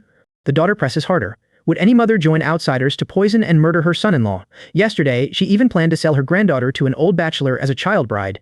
Chase turns toward Una and demands, if you were my daughter, would you forgive this twisted woman? Her sister still pities Mom and clings to the past. He's so pitiful now. Can't we move on? He's old. As for moving on, this daughter has already given him her life. Una remembers the fall that ends her former self. From the moment I jumped off that building, the old Una completely died. The current me lives only for the extraordinary, without hatred. Una dismisses Mom's fate completely. Whether that woman lives or dies is none of my concern. Her sister stares back. Una, you've changed. Inside the house, her sister recoils. You change beyond recognition. Does having a wealthy, powerful husband excuse abandoning poor relatives? You are utterly ungrateful. She gives Una one final warning. Think carefully. Since you're so heartless, from now on, this family has no sister like you. The sister chooses Mom instead. You don't care about her, but I will. I'll pretend this family never had a sister like you. May you and your family of 3 live peacefully. Una does not blame her sister alone. You're not wrong. The fault belongs to this distorted world and the greedy people within it. My wife's grief cuts deeply, and I hold her as she trembles. Her ties to this family are finally severed. I wipe her tears and promise, now I settle every debt of karma. The comfort continues until my promise reaches its final words. I hold my wife close and promise, even if the sky falls, your husband will hold it up. Everything will be fine. The child races ahead, spreading her arms. Dad built this amusement park especially for me. Her aunt stares across the grounds. You call this an amusement park? It looks like the Jade Emperor's own vast backyard. Inside the amusement park, the child stamps her foot. Brother-in-law is unfair. I want to live here too, and I refuse to leave. At the doorway, a servant welcomes us. Miss, guests have arrived. What a beautiful fairy sister. Are you a fairy? The younger girl points to Kevin. Sister, this is Kevin. She wants Dad to accept her as a disciple. Kevin steps forward. I am serious. Liang looks toward me with open determination. I want to learn your skills and become as powerful as you. The newly accepted disciple lowers expectations. I became the Venerable One's disciple only yesterday. By seniority, I may not be able to teach you. She points ahead. That's the eldest sister. The disciples accept their new relationship. From now on, we're fellow disciples. Go find her. A warning follows immediately. Your Majesty, the spiritual pressure in this soul jade space is too strong. Your mortal body will suffer if you remain here. The older sister takes the child's hand. Good sister, let's go outside, or Dad will worry. The child clutches her sister's hand and refuses to leave. Please, please, let me endure this pressure so I can cultivate immortality later. She looks up urgently. What did your sister say to him? Did she agree to give him money, or agree to let that extraordinary person come save my mother? The older sister cuts off the subject. Don't mention him again. The child looks confused. What does that mean? The answer leaves no room for hope. This family is completely severing ties with him. From now on, this family has no sister anymore. The mother erupts in disbelief. Who told this mother to sever ties? How could you be so foolish? He was this mother's lifeline.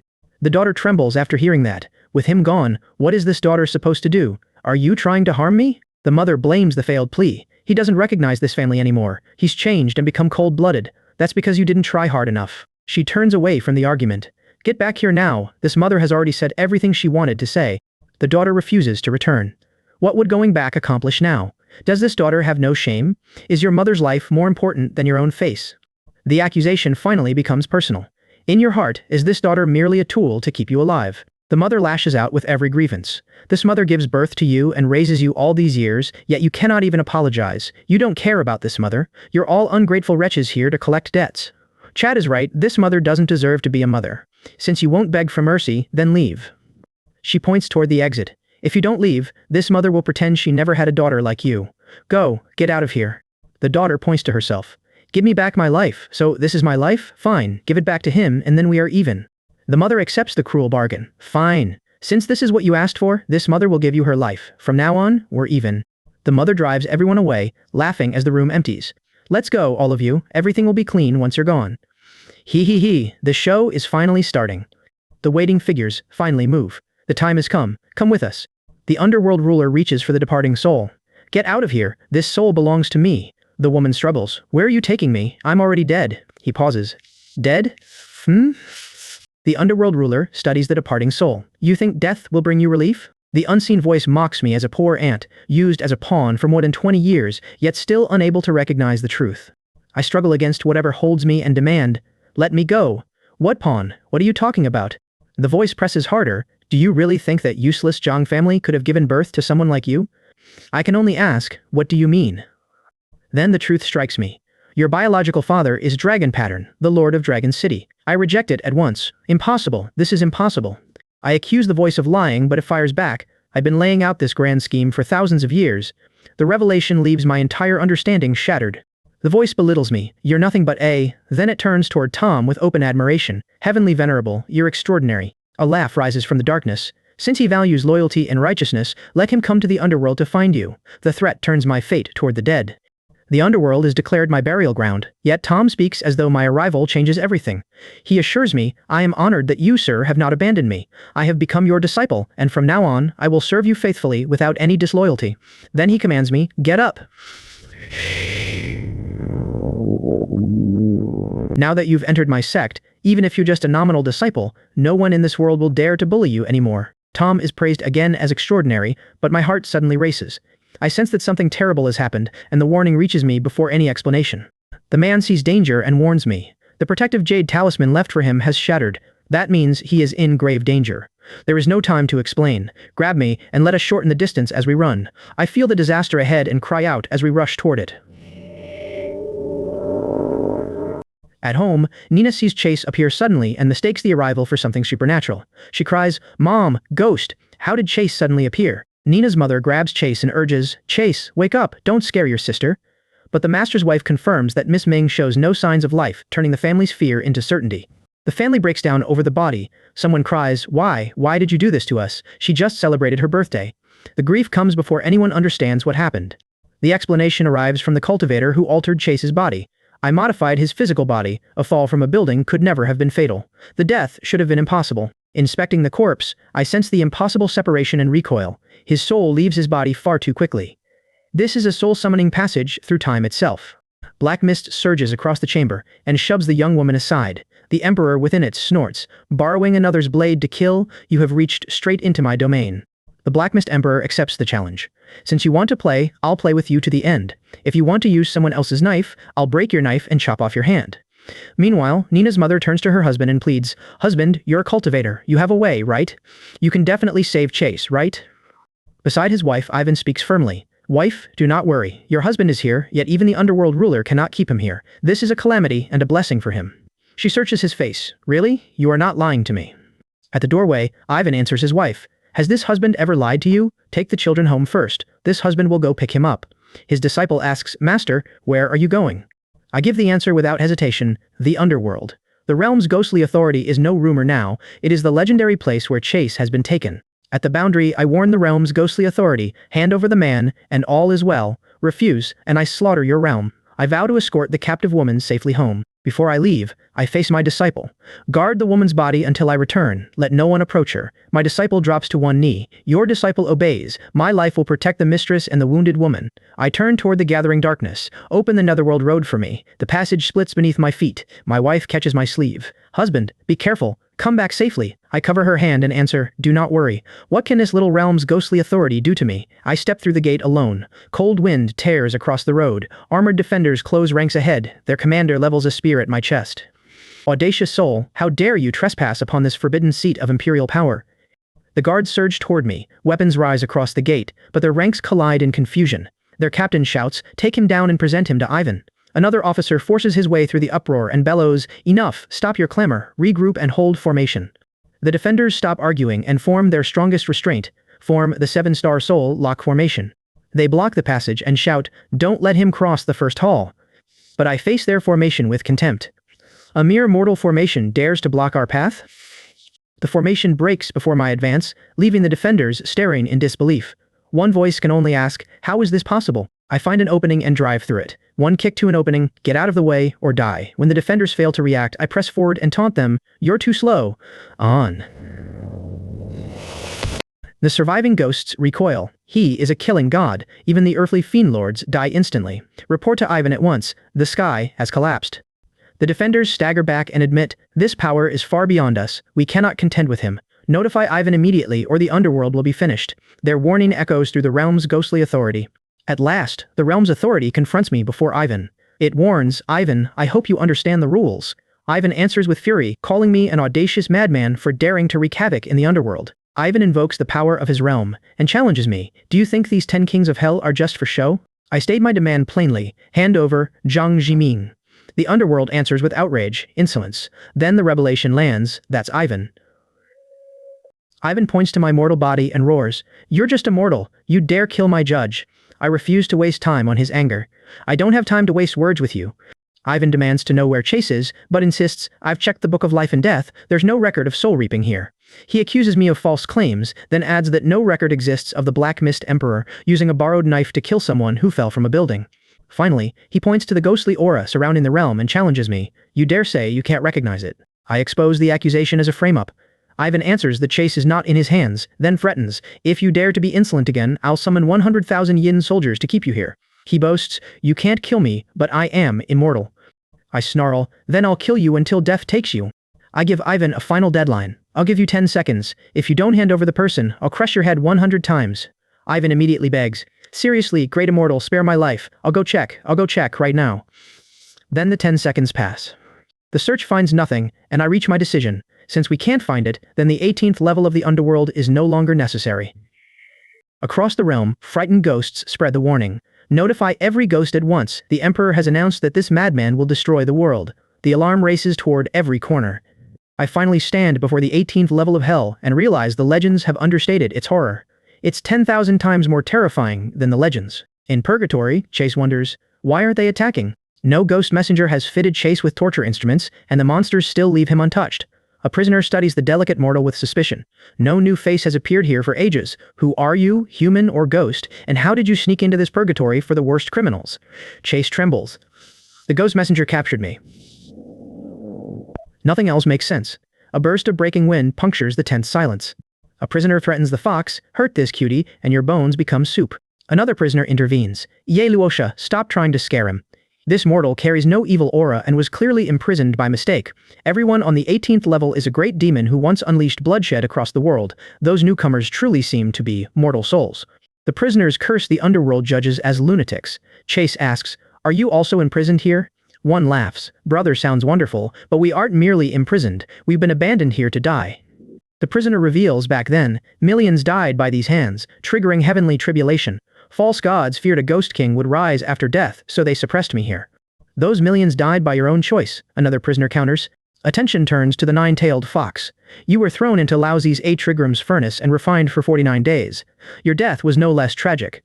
Once these chains break, the sanctimonious immortals will watch the heavenly court drown in blood and fire."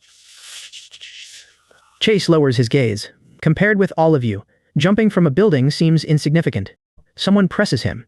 Was it love, money, or atonement? Chase finally confesses, "My mother will never use me as a bargaining chip again, and my sister and brother-in-law won't be dragged down with me." A frantic prisoner rushes in. "Master, Aunt Fox, disaster. The sky has fallen." His master remains unmoved. "What's the panic?"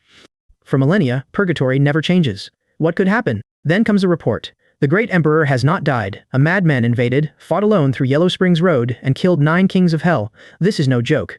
Annoyed by the delay in finding someone, he stomped once and shattered hell's first 2 levels. The tremor was real. Purgatory still bears that tremor, confirming every impossible word of the report. The prisoner's real. Was this the 3 pure ones, or the Taoist ancestor himself? The messenger shakes his head. His name is unknown, but he demands one soul. Failure means the entire underworld's destruction.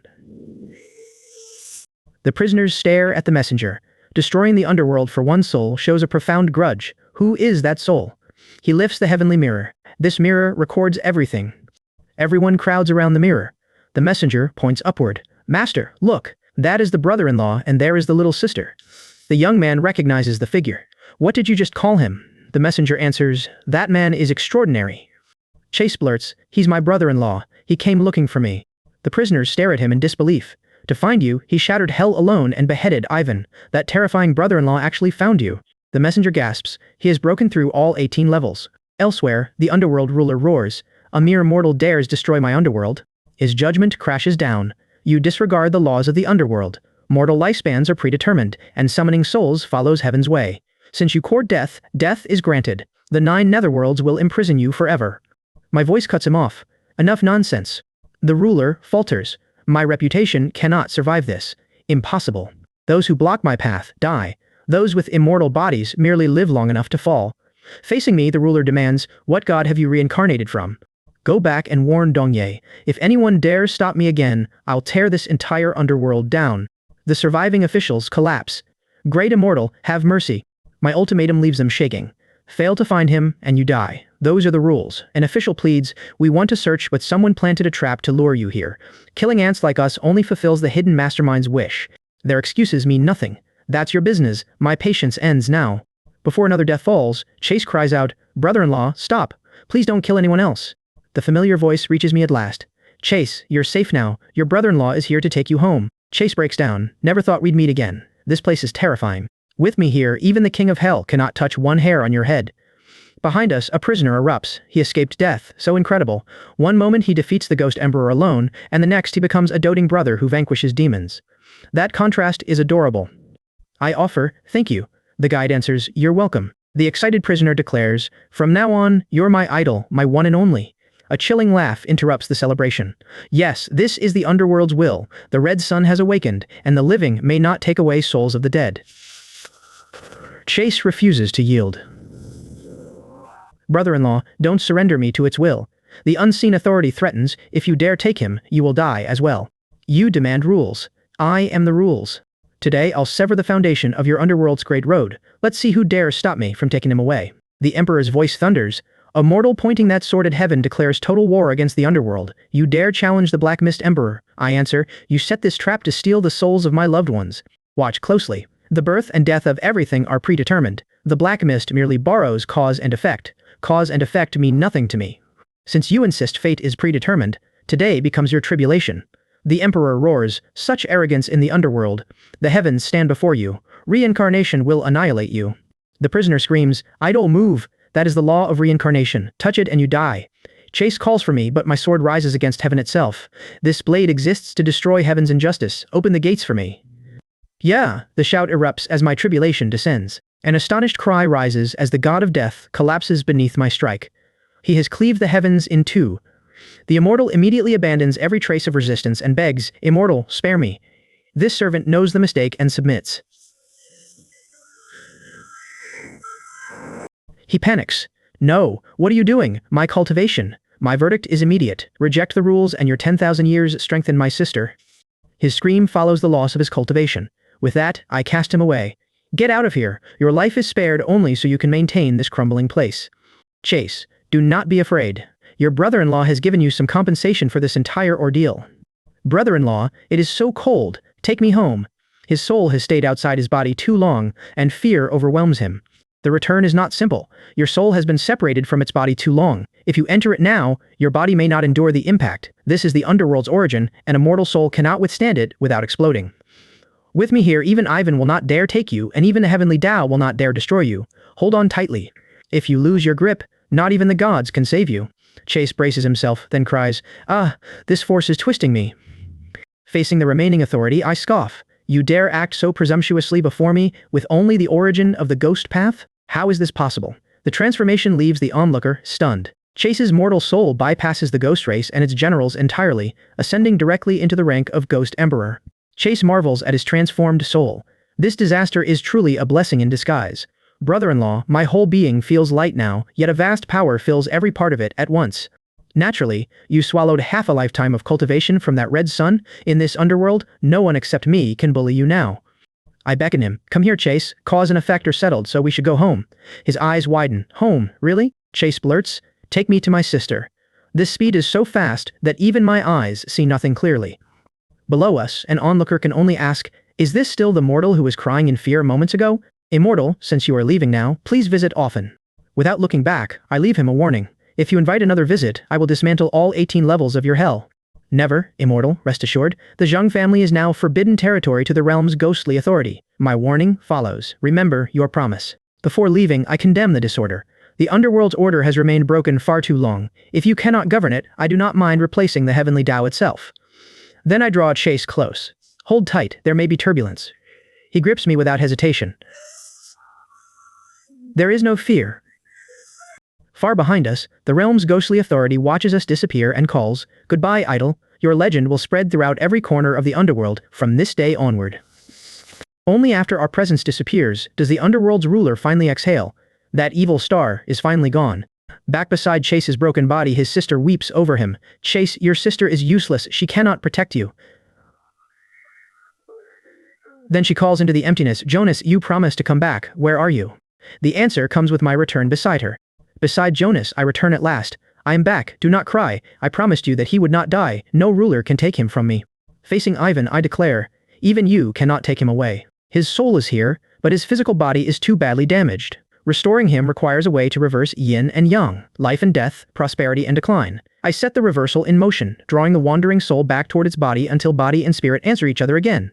Chase's finger suddenly moves before us. His sister stares at the sign and the technique reveals itself. This is the Emperor's soul-chasing seal. The seal exposes the hand behind this gamble. What a ruthless martial emperor. "So, back in the underworld, you hide in the shadows and watch your brother-in-law." Chase's sister rushes to him, shaken by his return. "Chase, you frightened me to death." My gaze hardens toward the hidden schemer. "You dare place a wager right under my nose? Since you want to play, I will play with you to the end."